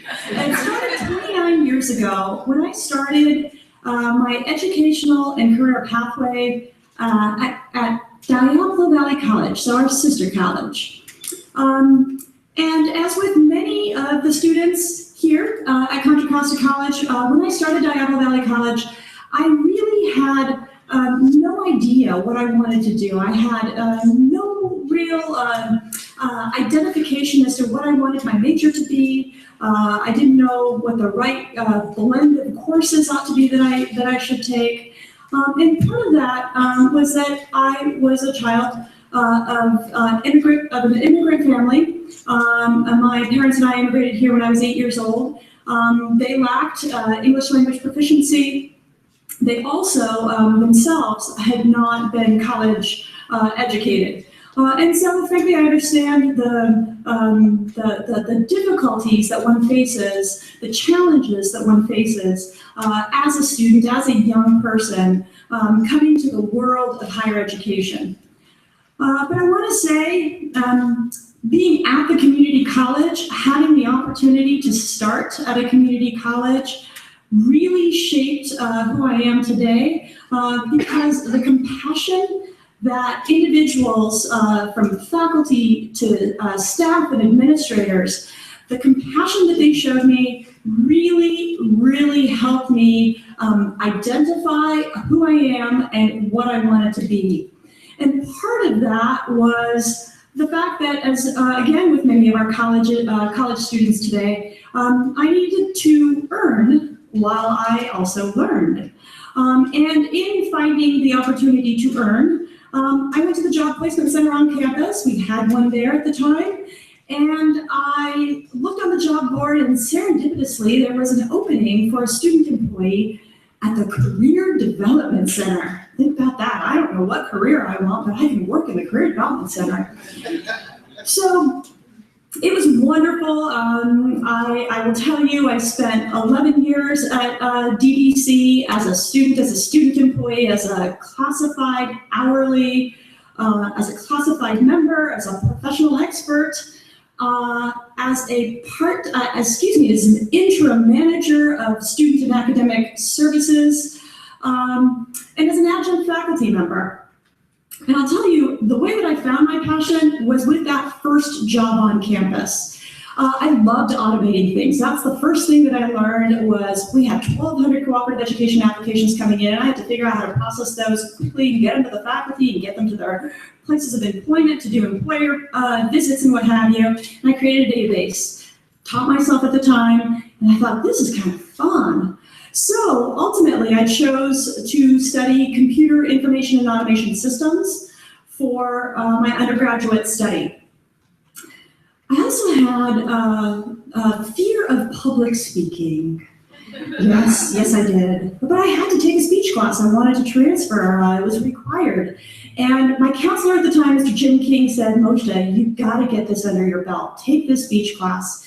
And ultimately, with his guidance, I took a speech class from Professor Al Amador. And I will tell you, that man really, really did so much to also change my life. As you see today, I don't really mind talking in front of a group. As a matter of fact, with his encouragement and his instruction, I ultimately chose to move on and obtain my master's degree in communication studies. And I studied organizational and intercultural communications. It helped me find myself. It also really was a wonderful accompaniment to my undergraduate degree. So learning systems and understanding how things work from a systems perspective, I think is valuable really in any endeavor that one chooses. But to humanize that and to couple that with communication studies, focusing on the intercultural and organizational aspects, I think, have really, really, really helped me as an individual, and I think have ultimately helped the organization for which I have worked for now for 29 years.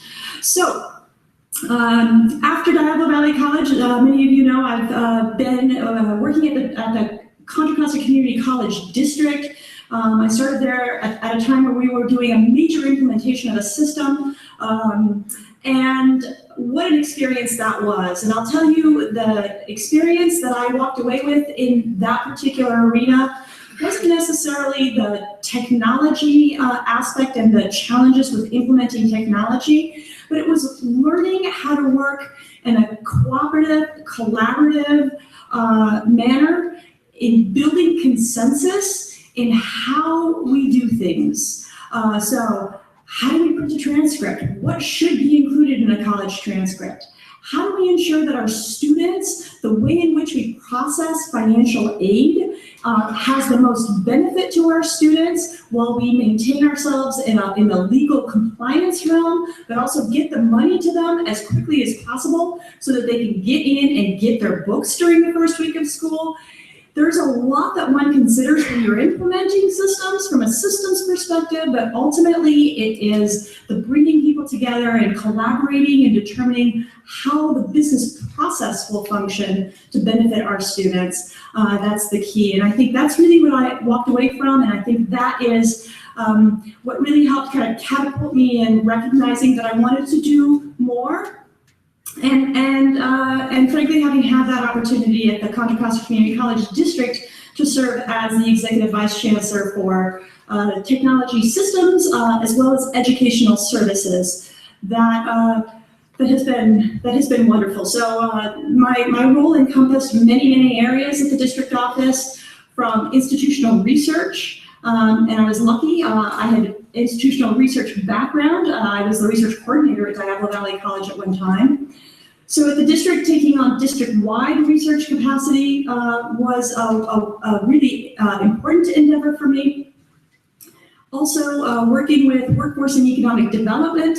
As you can see, we have millions of dollars in grants right now regionally here, and we are one of the hubs as the Contra Costa Community College District for grants regionally. I also had an opportunity to work and oversee international education.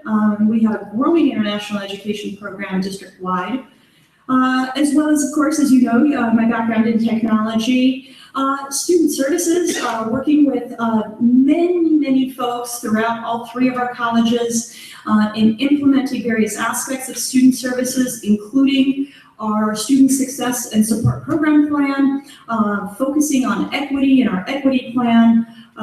Really a wonderful opportunity to kind of diversify my skills and utilize them for the betterment of the students and the population that we serve. And of course, my good friends in the Academic Senate know me for the work that we've done together around policies and procedures and implementation of those, around elements that the state brings upon us, like the whole concept of repeatability and how we implement something like that in a multi-college district.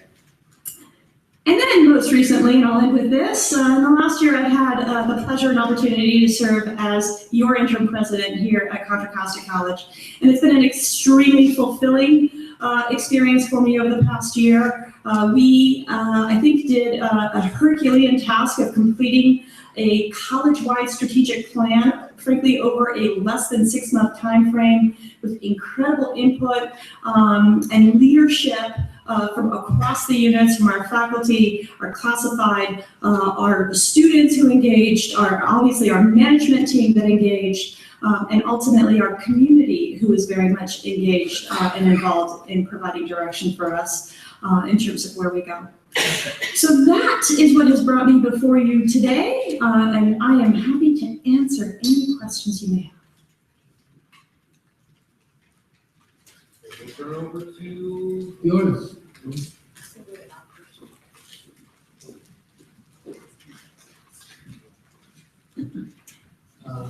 My name is Alfred Zuniga. In your introduction, you mentioned that you took a speech class in intercultural communication. Okay, sorry. In her introduction, she mentioned that you took a course in speech course in intercultural communication, and I would be interested in having you talk a little bit about that, because Contra Costa College is a very, very diverse institution, people from your part of the world and from every part of the world. Thank you. Thank you. So yes, I actually received my master's degree in communications, and my emphasis, part of my emphasis was in intercultural communications. And I'll tell you what attracted me to intercultural communications. The first communication studies that I took in intercultural communications, the focus was on identifying our other. And I will share with you, and by other, it's really kind of where you have biases, where you really focus on your internal biases.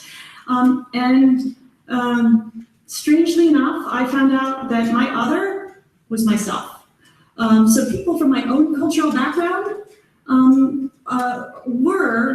was the place in which I had biases. And really learning about my biases, I think, helped me think about the impact that we have on one another's lives, and how we approach things, and how some of our kind of innate biases that we don't really think about, but they're there, are hurting us and hurting one another. So today I will tell you what I do every time that I have a negative mindset towards something. I look within and I say, what's in it inside of me that's making me think this way? Is it one of my biases that's making me think this way? It's valuable to be able to look within yourself, and I think that is one of the great things that I've learned.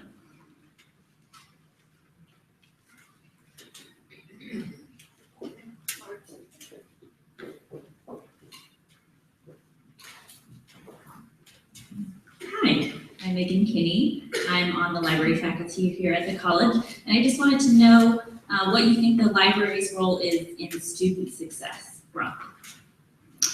So glad you asked, because I love the library. I've loved the library for a very, very long time. In my role as Vice Chancellor at the Contra Costa Community College District, I worked very closely with the librarians across the district in multiple endeavors. So initially, I worked with the librarians many years ago when we had very recently implemented a district-wide patron database. And our innovative interfaces system at the time. And I worked with them on determining how best to have a systems librarian at hand in order to provide the guidance that our colleges needed at the time. And met with them fairly regularly, and this was, probably now 12 to 15 years ago. Most recently, prior to coming to the district, to Contra Costa College, I worked with the district-wide librarians in determining what our intentions were for a new information system for the library. And I worked very closely with them in the development of a plan that went to the Chancellor's Cabinet for approval, and that plan articulated how we would move the library forward in providing the next generation of support services for students within the library. And I think the library has changed so much in the last few decades. Certainly we remember the Dewey Decimal System. That's frankly what I learned growing up and going to the library. And today, it's a whole different world and animal. And I think our librarians have been so incredible in adapting to the world of technology and utilizing the world of available information with a click of a mouse. And I think there's a great value in how the libraries themselves managed change. And I think there's a really major lesson to learn about change management with regard to how the libraries were able to adapt and how we as institutions can adapt to different kinds of changes using kind of the library as a model. But ultimately, the library is key to the success of students. Today, the library is a place where students come to congregate, to work together in small groups in accomplishing projects, to learn from the librarians on the ways in which they can search for information, to gain knowledge, and then ultimately to build new knowledge. And again, I think it is central to what we do.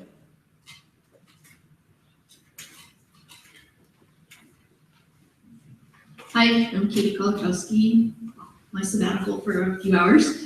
My question is about the Berkeley Global Campus at Richmond Bay Development. Going to be a research and international campus, and it has a 40-year development plan. And it will have a huge impact on the city of Richmond in terms of housing, employment, local procurement, and of course, education.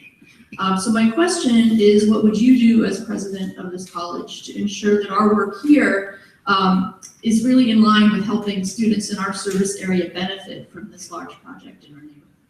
Thank you, Katie. So today we have our Vice President of Academic and Student Affairs that sits on the Education Committee for the Berkeley Global Campus. And she's been instrumental in bringing information to the members that are the planning members of the Berkeley Global Campus, meaning instrumental about what the college is doing, sharing information about our strategic plan with them, but also bringing information back to us as a college about the initiatives under the Berkeley Global Campus. I think the college needs to ensure that we are very well aligned with the work that's going on with Berkeley Global Campus, and not just aligned, but again, are integral in the planning efforts to ensure that that the college, that Contra Costa College, is frankly written into the plan, and that we are a part of what is going to make a change in the city of Richmond utilizing the global campus model.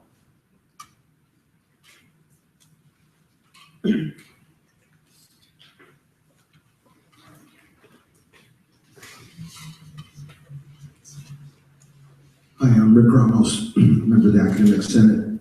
According to recent data, Contra Costa College is facing a $1 million budget deficit.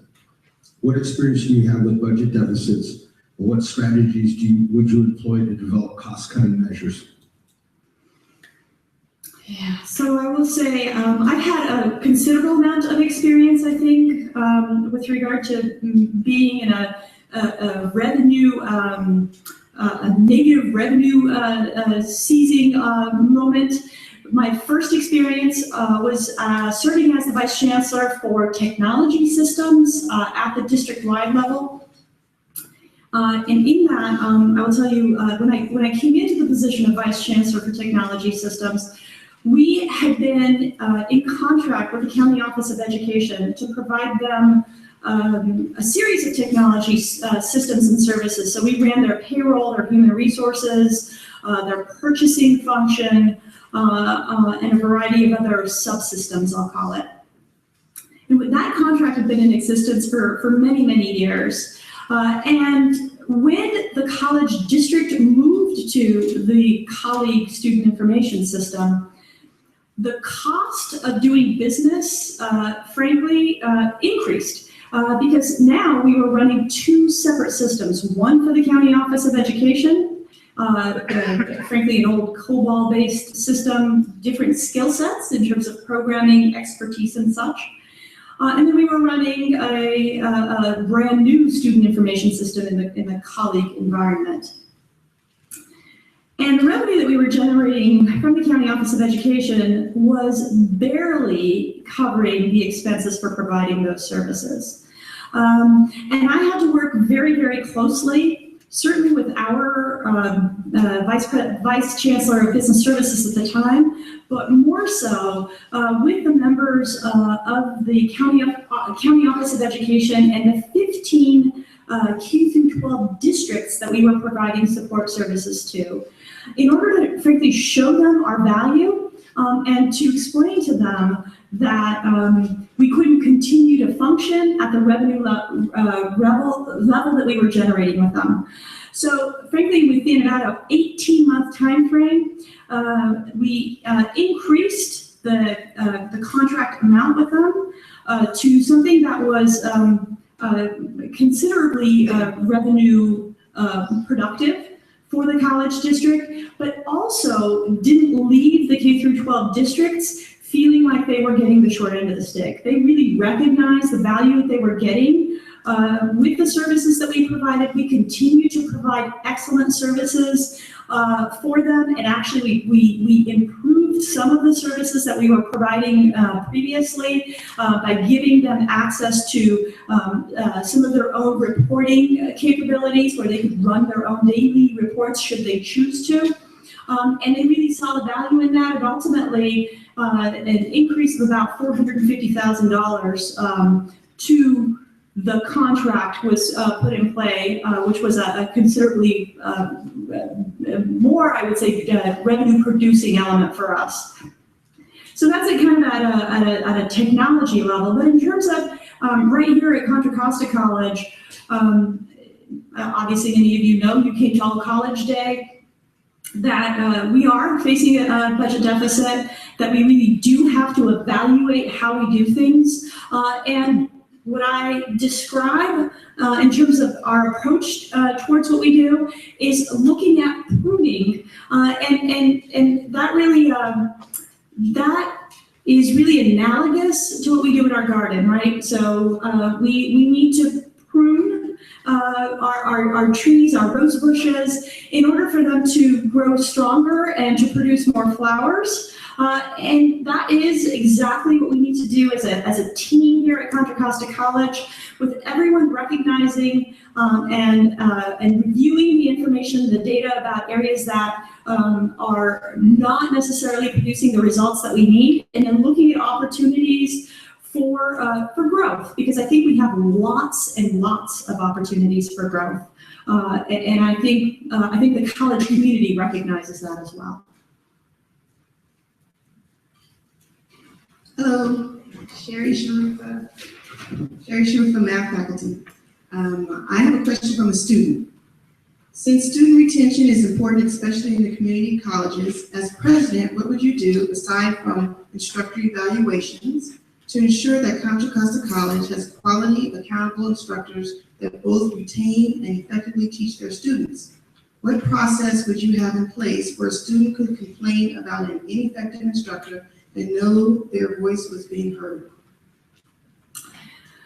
I think that's a multi-pronged approach. So certainly from a student perspective and hearing the voice of the student, I think we have processes in place for a student to voice their concerns. They can certainly start by voicing their concerns at the department chair level. The department chairs work very closely with the deans in order to help the situation and ultimately help the faculty if there is an opportunity for staff development and growth. And I think that's really our focus is what do we need to do to ensure that our faculty members have the staff development opportunities in place in order to really know what some of the effective methods are in helping our students of today.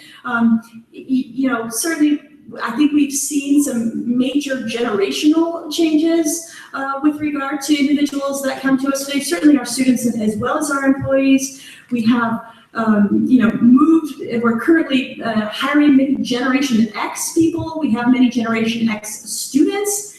We have even more Generation Y students, and frankly, in no time at all, the cyber generation will be upon us.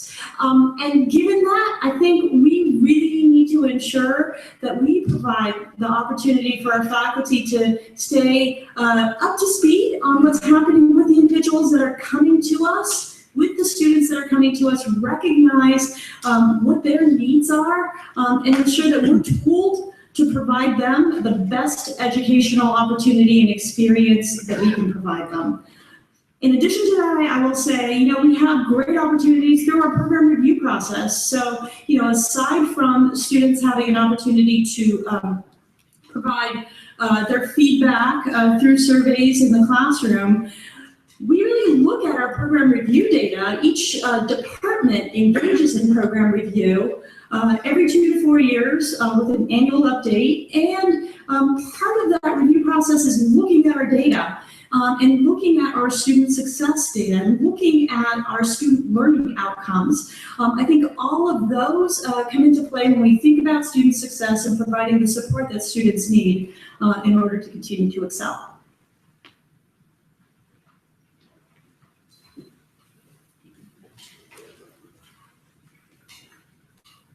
Thank you. Charles Gibson, Police Chief, retired. What is your experience with armed police officers on campus? And secondly, what are your hobbies?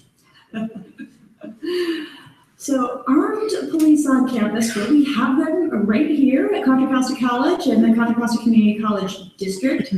I think it has everything to do with the mission of the police force that's with us, and the mission, I think, of our police force and the training that our police force has had here at the Contra Costa Community College District is really on community policing.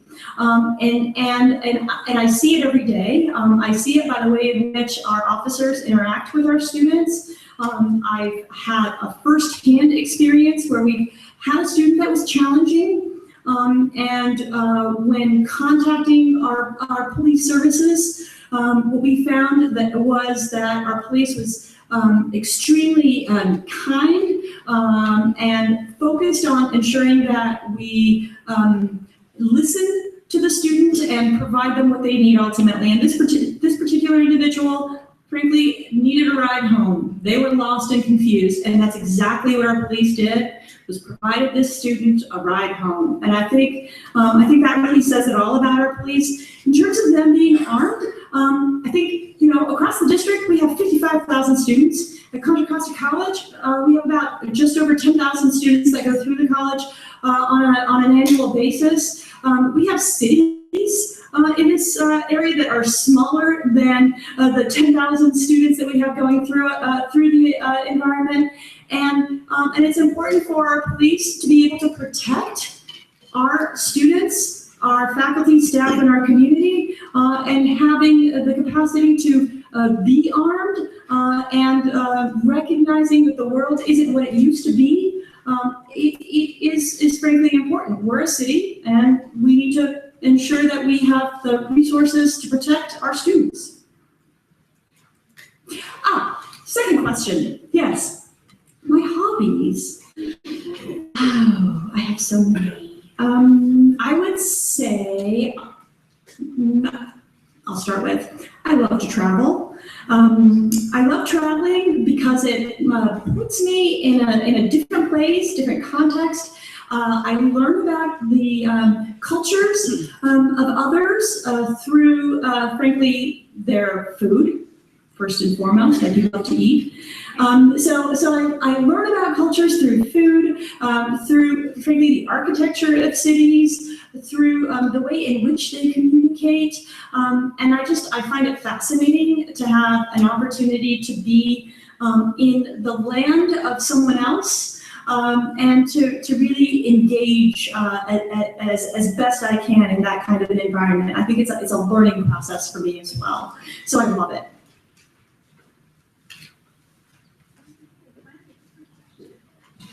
Hi, Moshe. My name is Norma Valdez Jimenez, and I'm a counselor here.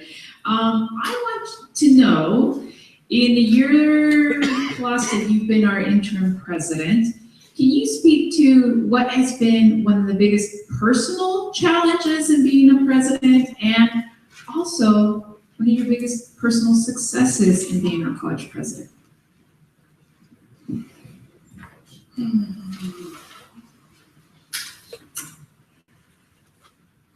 And I'm going to use an example that can maybe account for both.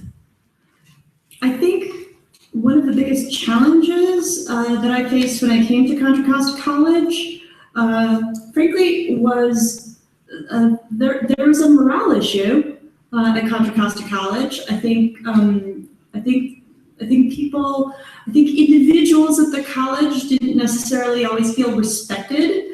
And I think as a result of that, there was kind of a cloud that hung. And I think that also is one of the greatest opportunity that I also had, because I think one of the things that I love to do, and I think I excel at, is the people and relationships, and frankly, trying to bring out the best in each individual. I firmly believe that that together, it's that relationship that we built that makes a difference in terms of how we feel and how we move forward. And I think the cloud has maybe started to lift a little bit. And I know it takes more time, but I feel like I've had some level of success in doing that. And people make me tick, so it's really exciting for me when I walk through the campus and I see smiles on individuals' faces, because I know that a smile is catching. I know that when you see me smile, you might not think about it, but you automatically smile, and the student that sees you walking through the hallway smiles, and their friend smiles, and they take that home. And I think that's our greatest opportunity.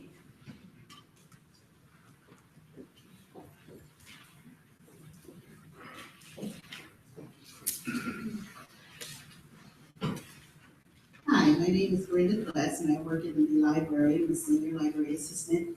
And my question to you is, you mentioned that you've been a dedicated member of the CCC district for many years. You said like 25 years, I think. And so you have the opportunity to peer into the windows of each of the colleges. So my question to you is, as you peer into the CCC window, what is your vision for CCC? And how do you plan on implementing that vision? So I think I've said this to the college before. I see CCC as a college of heart. I saw it from afar at the district office, and I not only saw it, but felt it when I came to Contra Costa College. In terms of opportunities for us as a college of heart, I think we need to, trust one another. I think we need to help each other realize our potentials, and I think we do that by helping each individual within our college community see the value that they have in helping students reach their potential. And I want to say, I think in some ways it's easier for faculty that are in the classroom with the students. I think that's a wonderful privilege that our faculty have, and I think they use it beautifully, and they have that direct connection, and they see on a daily basis the difference that they make in the lives of the students. I think it's a bit more challenging when you move back into some of the other services and areas. I think it's important for our grounds worker to recognize what they do on a daily basis and how that ties into the college's mission and vision, and how that changes the lives of our students and ultimately impacts their success. Our admissions and records folks, they're a wonderful group. They are processing thousands of applications on a daily basis, and I think it's important for them to, and I'm not saying that they don't, I'm just saying it's really, how do we show our appreciation for what they do and help them recognize that every single student that they see is a human with incredible potential, and it's a human that is, that the experience that they have in that moment could really change their life, could catapult their life.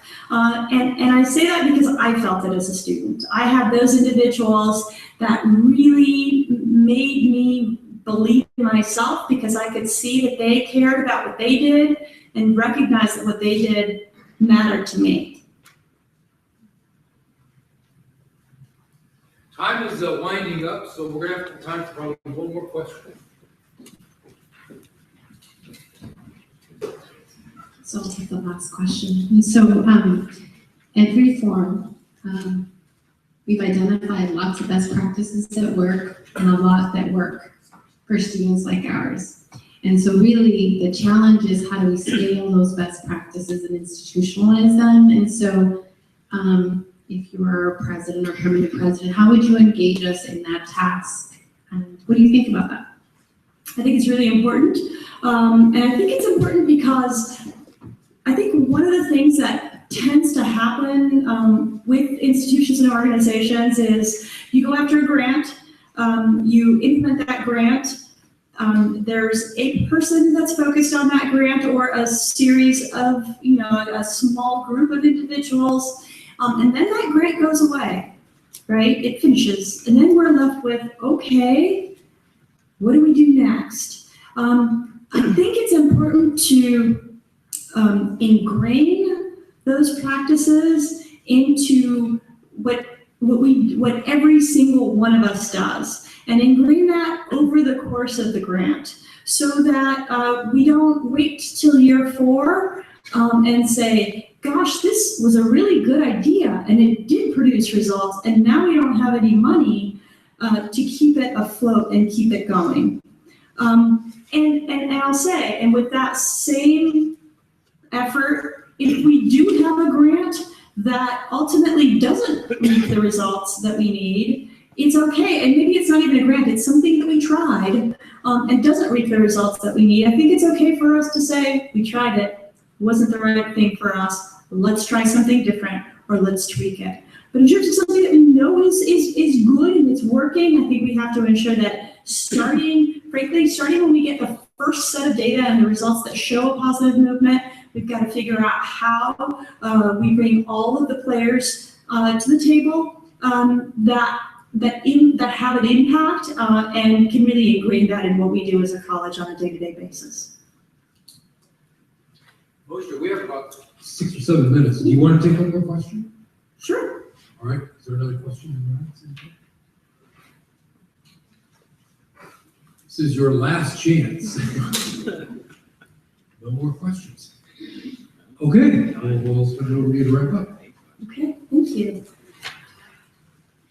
I guess I will say I want to thank you very much for spending the last 40 or so minutes with me and for the wonderful questions that you've asked and for giving me the opportunity to share a little bit about myself and my thoughts and perspectives. I want to share with you, I guess in closing, I want to share with you that, you know, I've talked about being here at the College District for many, many years. And having served in a variety of positions throughout my career, I want to say that throughout my tenure here, my focus and I guess who I am as an individual has always been to challenge myself to do the best job that I can do in the position that I have today. So, you know, oftentimes you go into an interview and they say, oh, you know, where do you want to be 5 years from now? Or, you know, what do you want to strive to be X years from now? And my challenge always is, I want to be really good at what I do. And I think if you're really, really good and you focus on doing the best that you can in the position that you have, one, you serve the institution best in the position that you have. It's not about you. It's about what you can do to bring out the best in others and ultimately meet the goals of the institution. And so, you know, I came to you as the interim president at Contra Costa College. I didn't, frankly, come to you with a goal 10 years ago to be the president of Contra Costa College. And I've been with you for the last year, and I will say I have absolutely loved the opportunities that I've had here, the challenges, and there have been some challenges that we've had, we all know it. But it's been extremely fulfilling, and my focus really has been on how do I do my job as your interim president the best that I can. And I guess kind of going into the future, I will tell you that you know, I am standing here before you because I applied for the position of permanent president at Contra Costa College. I believe that I am well suited for the position, but I will also tell you that regardless of where I am, Contra Costa College is in my heart, and I will certainly continue my dedication to the college for the many, many, many years to come. Thank you.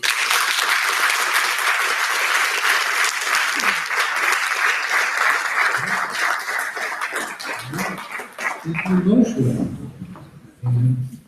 Well, Moshe is leaving. Just a few things before we wrap up with Moshe's interview. Moshe's form is a reminder again, the yellow card are what's used if you pick them up early to provide feedback on Moshe's forms. You can either keep them till the end, or if you want to pass them over to Rose or I or Marshall, that's fine as well. We're caught up a little bit, so it's going to be 15 minutes until the next forum. Please take this opportunity to stand up. I think the energy might be waning a little bit in the afternoon. And I'll get everybody back together a couple minutes before 3.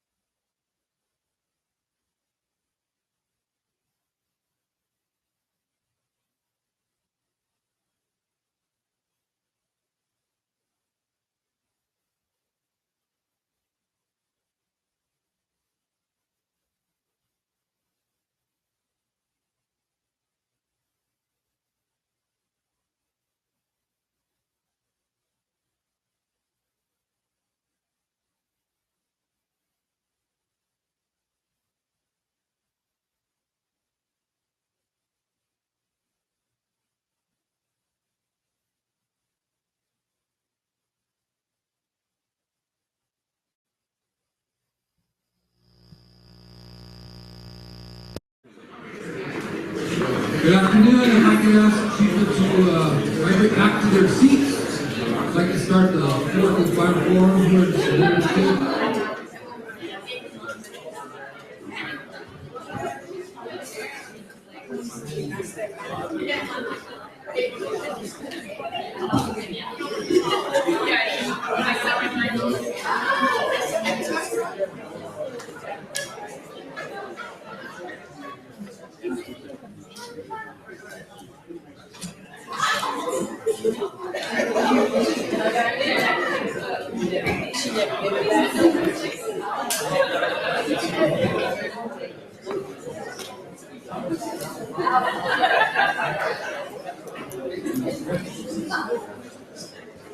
Very good. Let's go ahead and get things rolling.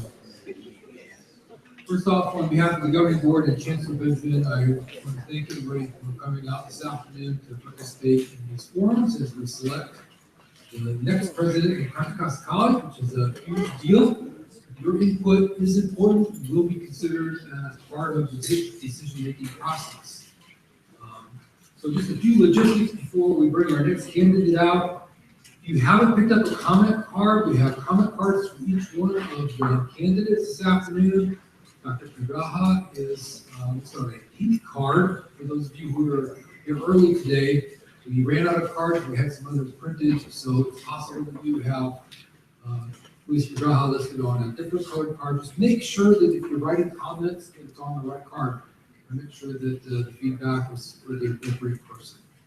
And as I said, that will be incorporated into the decision-making process. One other logistics item, if you have just come into the forums or if you took advantage during intermission to turn your cell phones on, please turn them off or silence them so they don't go off during the forum. Make sure that we have, yes, in the shadows back here, so I always have to say that. As I have mentioned to everyone, I'm really here on behalf of Chancellor Benjamin, who will be making the decision. But it's my honor this afternoon to introduce our fourth and final finalist, candidate for the next CCC president, Dr. Luis Pedraja, who is currently the provost and vice president of academic affairs for Antioch University in Los Angeles. Prior to that, was a VP at one of our sister accrediting commissions. So with that, I will turn it over to Luis.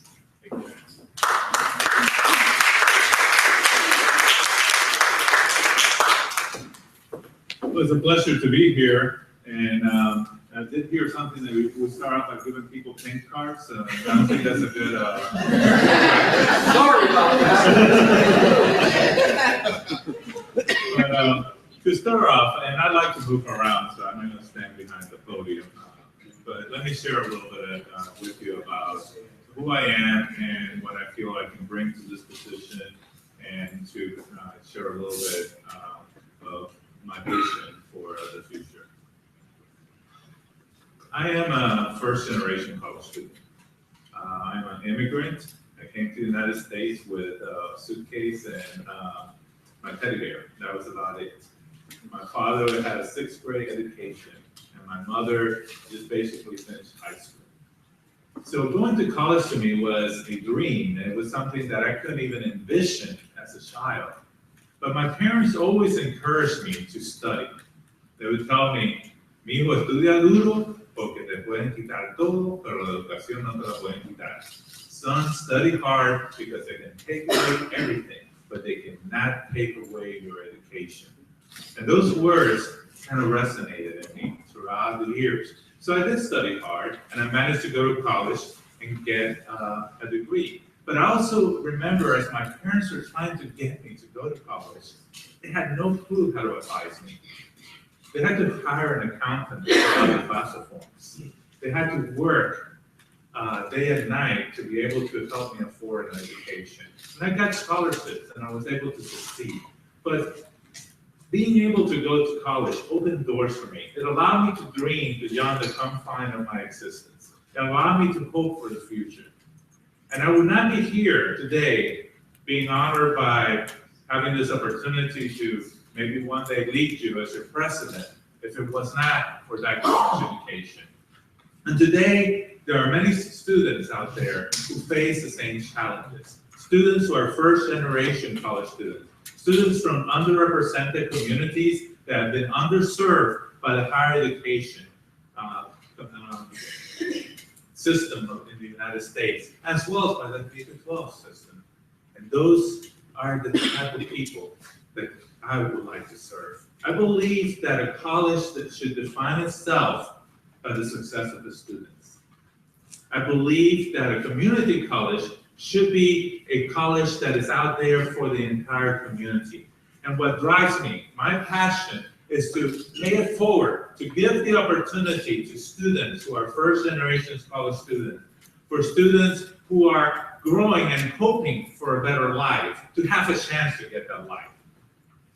What drives my passion is this desire to help those who are like me, who cannot see or who can still not see a future for themselves. And as we look at the United States, we see a great divide that is growing economically and in many other aspects of our society. And part of that divide is that we are failing people in the educational system. 62 to 65% of new jobs that are being created require a college education or some college education. However, only about 30 or 40% of the population attain college. If you look at the representation of African Americans and Latinos in college, it's even less. There are more attending college, but not as high levels that are accomplishing or finalizing their college education. If you look, the number of underrepresented minorities, which are now mostly the fastest growing majorities in the United States, and I know in this community in part, are still not keeping up with the growth in the population, the ones who are in college. We got about 4 or 5% finishing up in certain areas, and that's unacceptable. What that's going to create is a growing divide economically in our nation. That what that's going to do is tax our community in ways that we cannot even imagine. So I hope to bring that passion to you.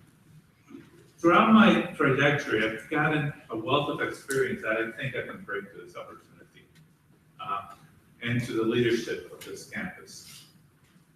I've been a scholar. I've published, I did books. I've worked hard on looking at how language and culture affect how we perceive reality. I've tried to write quite a bit on Latino issues and advocated for higher education. I've been a faculty member. I've taught at Southern Methodist University. I've been part of the faculty senate and been in that side of the house. So I know what those of you who might be out there who are faculty members feel like. I've also had to work hard to get where I'm at. So I know what it means to actually work and clean floors and do those kind of things to be able to succeed and to even get an education. And I've served in many administrative positions where I've been able to affect change to create new programs for students. At middle stage, which is one of the regional accrediting commissions, similar to the one that you have here in WASC, I worked there for 7 years, ensuring the integrity and quality of higher education in the United States. I worked to help colleges and universities develop strategies to successfully and effectively teach students. I tried to convince some faculty that student learning assessment is actually good. That was a challenge in itself. But I also got to work with a lot of community colleges and universities to see the strategies that worked, the innovative approaches to education that were being put in effect. Like one university president told me, Luis, I wish I had your experience, because you have the finger on the pulse of higher education in America.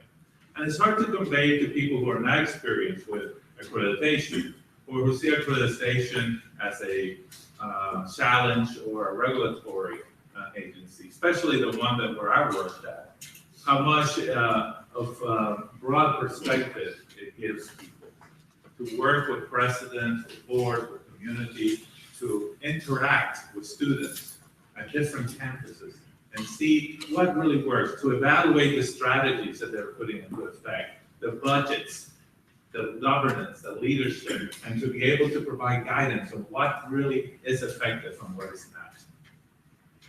But in time, I missed the ability to work with students, to work with faculty, to contribute. I felt, I'm not a grandfather, but I felt like a grandparent would feel. I would go, like they go play with the kids, tell the parents what to do and leave. And accreditation, I felt that way. I would go, play with students and faculty and staff a bit, tell the president what to do and then leave. And I kind of missed being able to accomplish something and to do it. So I went to to Antioch University of Los Angeles. I was attracted to it because I liked their mission of social justice. And I thought that I could make a difference there, and I have. Antioch University has a long, rich history from the 1850s at Antioch College in issues of social justice. One of the first progressive institutions who brought women and African Americans into higher education. And they still trying to scratch that legacy. Right now, we work with a lot of our community colleges in our bachelor's completion program. We just created a program in Bachelor of Science in Applied Technology and Business Leadership that is going to help people who come from technical backgrounds, who have technical degrees and might not transfer easily to a university setting to complete their bachelor's degree. And we just developed a deal with LA Trade Tech and a partnership with them to train the faculty in the career programs that who might not have a bachelor's and to be able to attain their bachelor's. And then and I'm hoping to actually have a meeting set up with Chancellor Rodriguez of the Community College District to see if we can extend that to some of the other community colleges in the region. Those kind of innovative programs are fueled again, by my passion to make affordable, accessible education available to all people. And I keep trying to work with the different government agencies to try to create the pathways for people to be successful. I believe that a community college should truly be out in the community. So one of my hopes is to be able to provide support structures, not simply within the campus, but outside the campus where students live. I believe that's essential for the non-traditional students, for the first generation students, people who are like me, whose parents didn't know how to advise them, to work in collaboration with nonprofits, with community agencies, with churches, with whoever's willing to work with us, to create that out in the community. So the students can find places where they can go study, where they can get childcare, where they can find mentors that will help them as they struggle and move across through their degrees. That's what I hope to bring forward. And I believe that my passion and my experience can fuel that.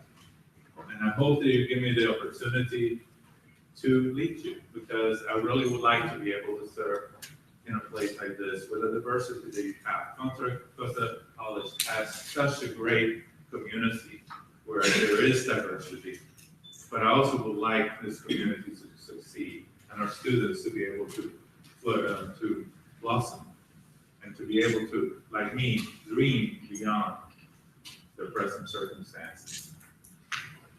I could go on talking, but I know you have questions out there, so I hope I enjoy more of the interaction. I believe that that's the best way we learn from each other, rather than a talking head or stage on stage. So let's talk and let's engage in some questions.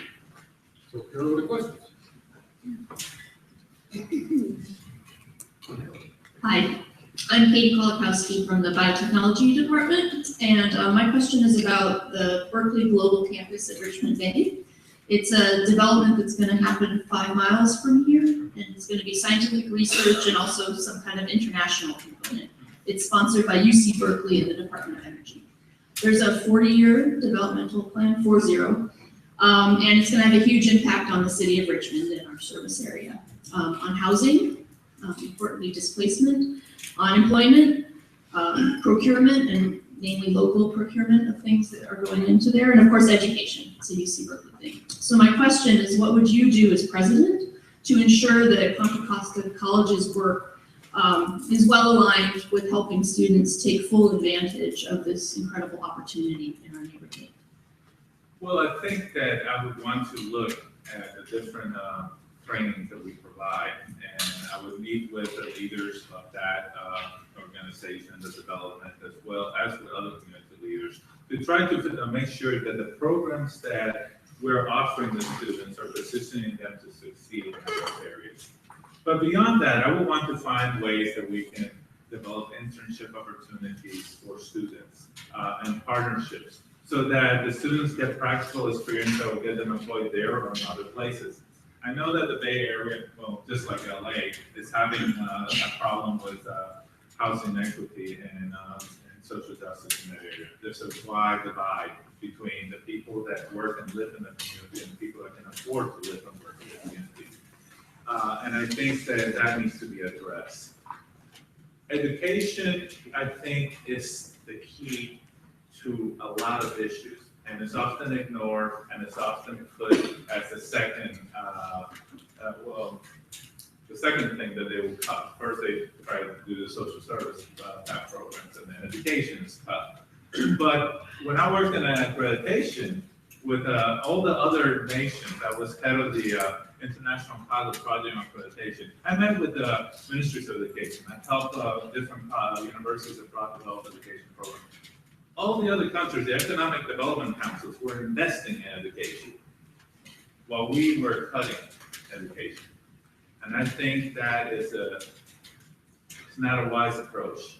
So what I would try to do is also work to invest more in education, to train people in ways that they can better serve in that area. I would work with the faculty and the administration, find out what programs that we have that can feed into it, but also try to develop programs that will, down the line, also help the students be equipped for that. And train the faculty to be able to do the type of work that would, and get the type of skills that would make them excel in helping the students achieve the programs. Because it's not just about providing the program, but helping the faculty have the resources and knowledge and be up to date in the discipline to be able to provide it. And I know it's a long answer. I hope I answered your question. Hello, my name is Sherry Shrufa. I'm a math faculty here at the college. I have a question from one of my students. Since student retention is important, especially in the community colleges, as president, what would you do, aside from instructor evaluations, to ensure that Contra Costa College has quality, accountable instructors that both retain and effectively teach their students? What process would you have in place where a student could complain about an ineffective instructor and know their voice was being heard? Well, I think you touched on an important issue, because when I looked at the retention rates, or at least the persistence rate, students are trying to stay here. The persistent rate is somewhat strong. The completion rate, the success rate is unfortunately not strong, and particularly for students in developmental areas or who are underprepared for college. So that needs to be addressed in multiple strategies. And earlier the panel, I shared my what my 5-year plan would be to strengthen the enrollment, retention, and the student services and all. I believe that customer service is essential. So there's three ways that I would approach the student concerns about effective faculty. I went through WAS and evaluated a university in Ecuador. When they found deficiencies in the faculty, unlike what happens in the United States, where the faculty get put on remedial plans and told to correct them, they provided instruction and training for the faculty to improve in those areas. So once those skill sets that are lacking are identified, I think investing in the faculty to acquire that is essential.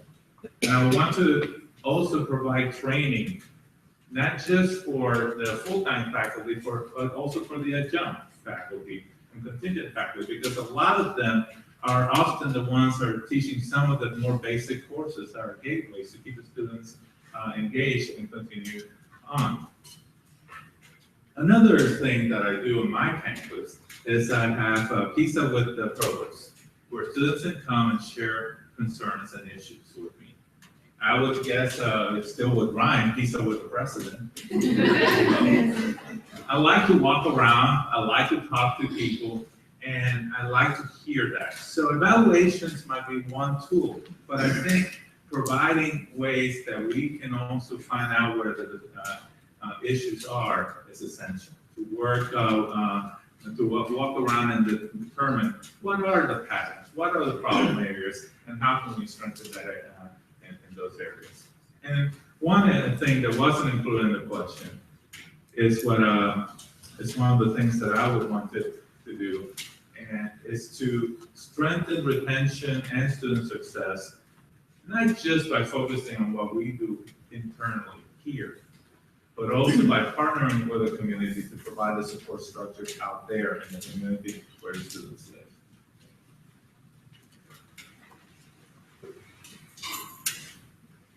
Hi, I'm Mary Kate Rossi. I work here in student services as a counselor assistant. I'm classified staff.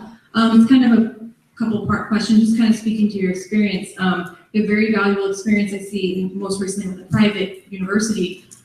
We are a community college in a really diverse, urban area. So kind of that's first part of the question. I'll come back to the second part is also we're a union strong staff. We participate in collective bargaining, and it's a big part of our faculty and staff here. So I kind of wanted you to just speak a little bit to your familiarity as well as comfort with both of these. Well, let me start out from the latter part with collective bargaining experience. I come from a working family background. My uncle was shop steward for his union of the auto workers. So I respect the work that the unions do, and I believe it's invaluable, some of the work that, all the work that classifies the core staff, faculty, and everyone does. And I also believe very strongly in social justice, and I believe that in many ways, this groups are struggling to maintain social justice. In accreditation, I work with several different unions. In New Jersey, they are very strong. And I try to address with them strategies for doing negotiations to include some of the accreditation requirements as they did in collective bargaining. And I try to also address some of the tensions that were created. For instance, with one of the groups that I met in New Jersey, they were concerned that they didn't have a voice in the selection of the president.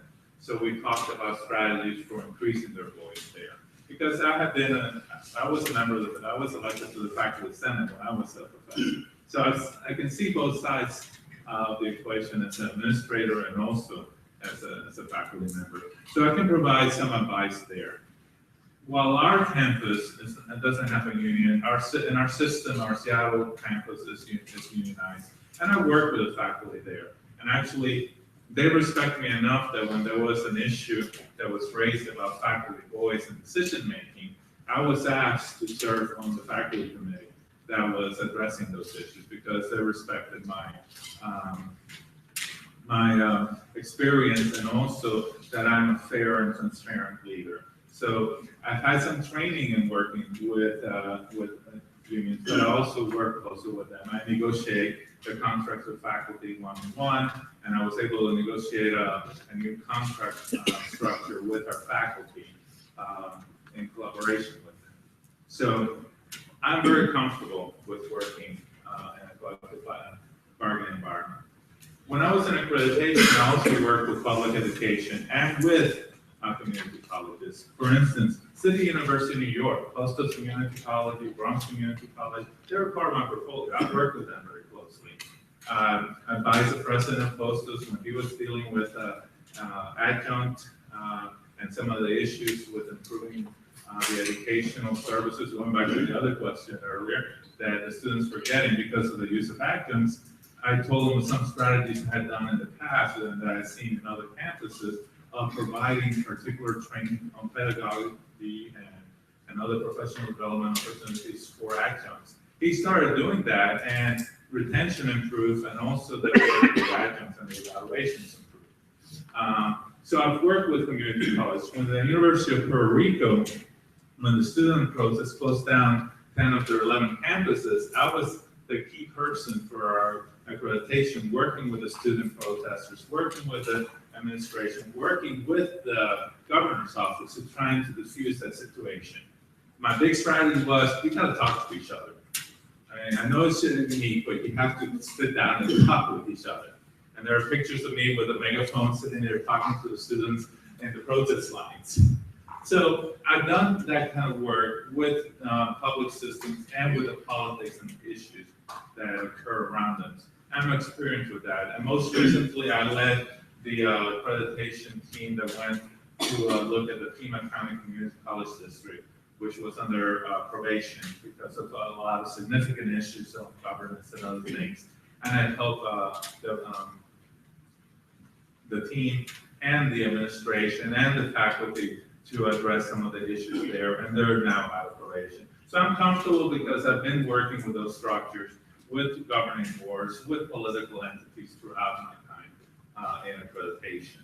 And now in where I'm at, because we're in the degree completion program, we have to work closely in partnership with our community colleges in our region to bring the students in and to make sure that they have seamless opportunity to transfer from the community college with all their credits intact to our bachelor's completion program.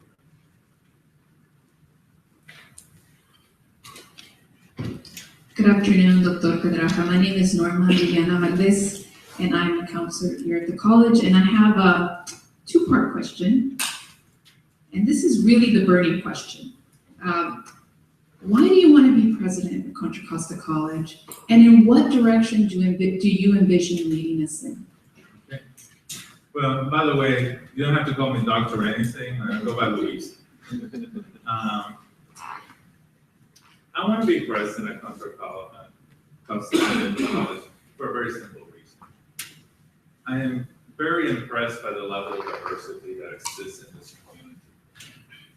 I also am driven to help students, like I shared earlier, who, like me, grew up without parents that knew how to advise them to go to college. First generation students, students who come from immigrant families, students who have struggled to get to college. And I believe that community colleges are the place to do that.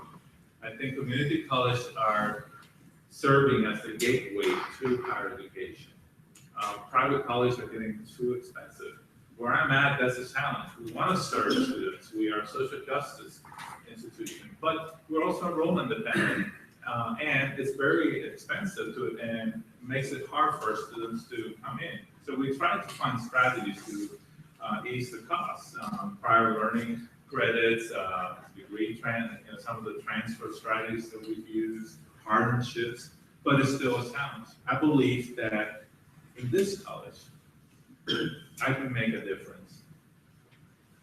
I believe that my skill set, my experience in higher education, but also just knowing where I come from as a first generation college student and the struggles I face, and can identify with the struggles that the students face, that I can work with this community, with the faculty, with the staff, with the students, and with the members of the community to be able to create the structures to support the student, not just within the college. There's a lot of strategies in the college can employ. Things like guided pathways, concurrent education for remedial programs and credit-bearing courses. There are many strategies that can be employed, but I also think that we need to create the community support structures out there. And I believe that I can do that. I can work with the community because that is my passion, getting out of the boundaries of the campus and working with the community to create the support structures where the students live. We're not a we're not a residential campus in this college, and Antioch, where I'm at, is not a residential campus. So I know what a difference that can make if you can create structures near where the students live. And that's something I would work for, whether I'm here or elsewhere. And that's my vision, to create those pathways to make sure that the students can have success. And if you ask me what will drive my presidency, what will be the thing that I will measure all proposals, any requests that you come and say, hey, Luis, I want to do this, I'll say one thing: how does that help student success? Does that contribute to student success? And that will be my criteria, and that will be my mantra, and that will be what I drill down. We need to help the students succeed. If the students are unable to succeed here, then we're a failure. If they succeed, then we're a success.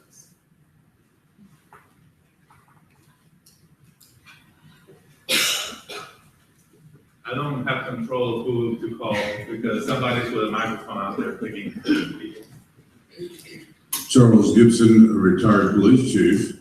And my question is, what is your experience with armed law enforcement officers on campus? And secondly, what are your hobbies? What are my hobbies? Okay. Most of the campuses that I've worked at, we have not had armed law enforcement on campus. Now, my father-in-law, my first marriage, my first wife passed away, but my father-in-law was a retired Dallas policeman and a founding member of the SWAT team. So I know that I've worked closely with police officers. I was also an emergency, and it's kind of scary dating her. Oh, what's your intentions with this person? But I also did a lot of disaster work and a lot of work in emergency management in Memphis. So I had to work a lot with law enforcement there. And then in our campus in Antioch, we just started our first criminal justice program. We had a lieutenant from the LAPD who was an alum from our campus, and a retired sheriff lieutenant who also was an alum, and who is now our student conduct officer on campus. I hired her there. And we created a program of that, let me see if I get the title right, is Urban Communities and Justice, to look at law enforcement with the perspective of community work, community policing, but working with the community to deal with the psychological issues, with the leadership issues. And we're starting to develop that now. And we just started this last term, the program, so we're trying to develop the partnerships for that. So I do have some experience. It's not working directly with them, but in the capacity of my role on campus, but creating programs with them and working with them in my volunteer disaster services and emergency management work. In terms of my hobbies, I used to be in martial arts. I have a green belt in Shaolin Kung Fu. But unfortunately, as I got older, my back would not keep up with my hobby. But I love bicycling and snorkeling and walking and swimming in general. Water, anything that has to do with the water. And this young lady up here has had her hands up for a while. So getting back to student success, I'm Megan. I'm one of the library faculty here on campus, and I just wanted to know what you thought the role of the library is in student success. Well, I think it's essential. As a matter of fact, our library director, as part of my new strategy for student engagement, our library director is also a student advocacy officer for our campus, because often that's the hub where the students are always coming and going through. I've worked for many years overseeing libraries as part of my job in administration. And one of the things that I know is that the library in commuter campuses becomes the center for learning. It used to be the libraries were measured by books, but that has changed. It's now about information and access to information and information literacy. And I think library and librarians provide an invaluable resource to help students learn how to discern the different sources of information there, how to evaluate it, how move it forward. So I think that's critical. And because of the work that they do, they also interact with students more. So I think they serve as a good barometer to know what is happening with the students. That's the main reason I asked our faculty director, I do pay her more for that, to also take the role of serving as a student director of student advocacy, because she hears the problems, talk to the librarians, and bring that issue to us. We also had to bring in a library person with, what's the actual term for it, a paraprofessional in the library to work with the students to learn how to do some of the technology, to train faculty in academic technology. So the library has become more of an information center, but it's a good place to help develop and foster learning communities. But I also want to partner with libraries in the community, provide the same opportunities for students to, when they go there, to be able to get those types of programs out there as well.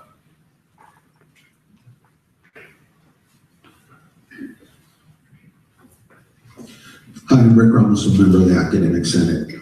According to recent data, Contra Costa College is facing a $1 million budget deficit. What experience do you have with budget deficits, and what strategies would you employ to develop cost-cutting measures? I am in a private nonprofit university that's 95, maybe 98% tuition dependent. So yes, I'm a very experienced with budget deficits. And I think when you are tuition dependent, and as enrollments go back and forth, the budget's going to be affected. Most recently, we've had to cut $1 million from our budget. And the way that we've gone about it is through full transparency and working with the faculty and administrative leaders. We look at what the actuals are as opposed to the budgeted amounts, and then we try to determine if there is a real need there or not. And come up with areas where potential cuts can exist. But then I go and validate that with the deans, with the faculty as chairs, with the different groups to determine if that's the best way. For instance, I went to one faculty member and said, I want to cut this line out by $50,000. And she's like, no, I'm going to use that at the end of the year, but I have $75,000 on this other line that I never use. So a lot of times in talking to people, you actually learn where the actual cuts can be made and without hurting the program, and you can actually be more successful. I put my budget along with everybody else's budget up there when we're doing our budget projections and creating the next year's budget. And we discuss it, and then we prioritize. We see where there could be economies of scale, and we try to negotiate to see are there some programs that can share some a position to make it more affordable. So I do have, unfortunately, I do have considerable experience in that area.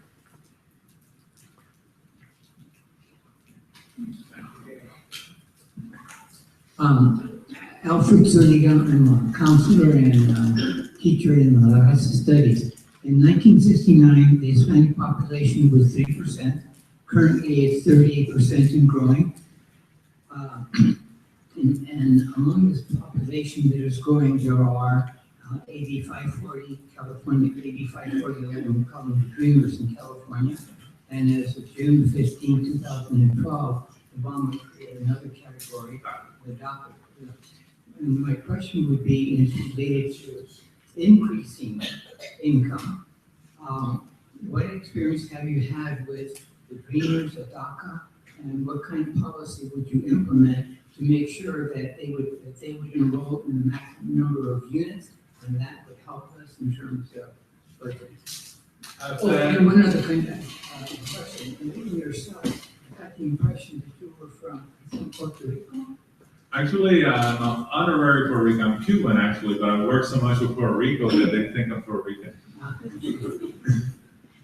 went to a restaurant in Old San Juan, and the waitress asked my friend when I went down to the bathroom, is that the guy from Middlestate? Because I was in the papers here for so long. But yeah, I'm Latino. I also work with in Texas with a lot of migrant communities and a lot of undocumented. I was interviewed by the diverse issues in higher education and and you can look it up online, talking about the intersection of higher education and immigration reform. And I've been quoted extensively in this area. That's one of my passions. I don't believe that anybody, because of their status and documentation, should be denied education. So, as a matter of fact, I think it creates a stronger nation and a stronger community, and that ultimately, that education, I would advocate with any politician, that education should be a pathway to citizenship. In LA, we've worked with the Green Resource Center, from the LA Labor Center. Ken Wong, who is the director there, came with some of the Dreamers to see if we could develop a program akin to their Dream Summer program to help those students become activists, but also get college credits in the process. Our faculty that work with my faculty, we developed a program for that, and we're going to try to do fundraising for it. Unfortunately, we weren't able to, the higher ups in our administration put a stop to the program, but we're still hopeful that we'll be able to move it forward. But I have to work and keep on working, advocating for those students. We just had a group come to our campus and do a presentation. I would encourage that you bring that same group over here to talk about immigration reform and the Dreamers and DACA students, and open that door. Not to mention, like I mentioned earlier, the number of Latinos attending college, and especially complete, is increasing, but it's not yet kept up with the number in the population, and we need to address that. Same thing's happening with African American males, and there's a crisis there, and that needs to be addressed. And that's why I want to work with the community. I think that that's where there is possibilities to create the support structure that will open up the doors and bring the pathways to higher education through the communities by developing those support structures, and work with the K-12 system to help strengthen their education. There's a lot of programs that have been successful that can be implemented there. We are almost out of time. Al, I knew your question was going to be depth, so you used up 4 minutes here. Is there one final question?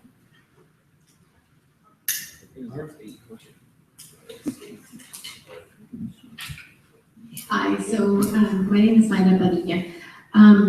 So ed reform, right? We've identified all the best practices, and in particular, best practices work for the students in this community. And so really, the challenge before us is not to find more, but rather to scale them and institutionalize them. And so if you were selected as our president, how would you lead us through deciding what to do and how to engage the campus community? Well, the first thing is I would gather a group of representatives from campus, from the student body, from the community, and then try to assess what the more critical issues are. We know some of them, but we need to work together to develop the strategy. I can come with a plan, but until I'm here, hitting the ground and talking to people, it'll be hard for me to make the determination of what's the most important priority and where to start. Some of the strategies just mean reallocating the resources within. It's training faculty and staff to work in certain areas that will help support the students more effectively. It's finding the resources. And there are grants out there. There's a bunch of grants that we can approach. There's a lot of different Title V grants that are available and other areas that we can use to bring that. If I was going to start, the first two things I think that I would look at is where the structures are right now in terms of student supports with remedial education. Is there a possibility to do concurrent education where some of the faculty work with the students in bringing them into credit-bearing courses, but with some tutor support? That's a strategy that's been done in a couple of colleges. It seems to be effective. It means that students goes on for a little bit extra with a tutor afterwards, or with a faculty member to help them gain the skills that are necessary to make improvements in whatever area they were lacking. It's also creating maybe programs that are that happen pre-enrollment, to help support the student in the skill areas and build the study habits, the areas in math and English were the two key and critical areas that will help them be successful. The START program in City University of New York, I know that it's being assessed now, but it seems to have improved retention. So I would look at those some of those strategies, because it's more not about starting something new or ending something, but redeploying how the people and the resources are utilized. So it might mean working with someone to say, okay, can you do this differently? Or should we do this other thing?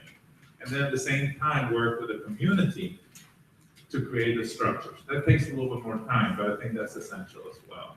And then find some of the resources through grants that will help develop this center for student success. Work maybe to achieving the dream and become a leader institution in that area. So those would be some of the things that I would look at to improve areas. Even training faculty and adjuncts on the pedagogical strategies that will best support first generation students. A lot of times we don't give the faculty the tools and resources and the training they need to know how to deal with the type of students that we get. So I think that's also essential. Okay, unfortunately, our time is about up, so Luis, you want to give us some final words? Well, I appreciate the opportunity to be considered for this, and it'll be an honor to lead you and to work with you. I believe that as a first generation college student, my passion is for student success, to pay it forward. Why I want to be here is because I want to help students who were like me, first generation students, who couldn't imagine going to college, to be able to have the same opportunity, to go to college. And what will drive me as a president is student success. When I met with the search committee, I told them, and I told them several times in different questions, if they ask, how do you make a decision in this, I say, it all depends on the criteria. Does it improve student success? Does it benefit the students? Does it help with student success? If any collective bargaining unit comes and says, oh, we have this that we want to do, I would say, okay, I would support you, but let me know how it's going to support students. How is it going to benefit student success? I believe that I'm a fair person. I believe that I'm a transparent leader.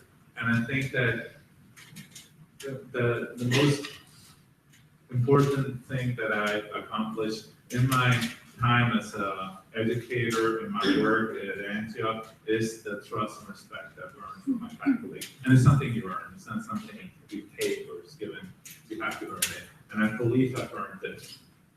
And I believe I can bring that same style of leadership, that same passion for student success, and my experience that extends not to one community college, not to one district, not just to California, but to multiple districts, to a large area of the country, to international organizations and accreditation, dealing and advocating for student success, for access to quality education, for growth in the programs that the students need. That's where I come from. And I hope that you give me that opportunity to lead you, to be able to work with you, to be a team, to make this not just a better place, but the best place, which I believe that it can be. So I thank you. I wish you the best of luck. I hope that you find the right president for you. I hope it's me, but I do hope that you find the best president. Thank you very much.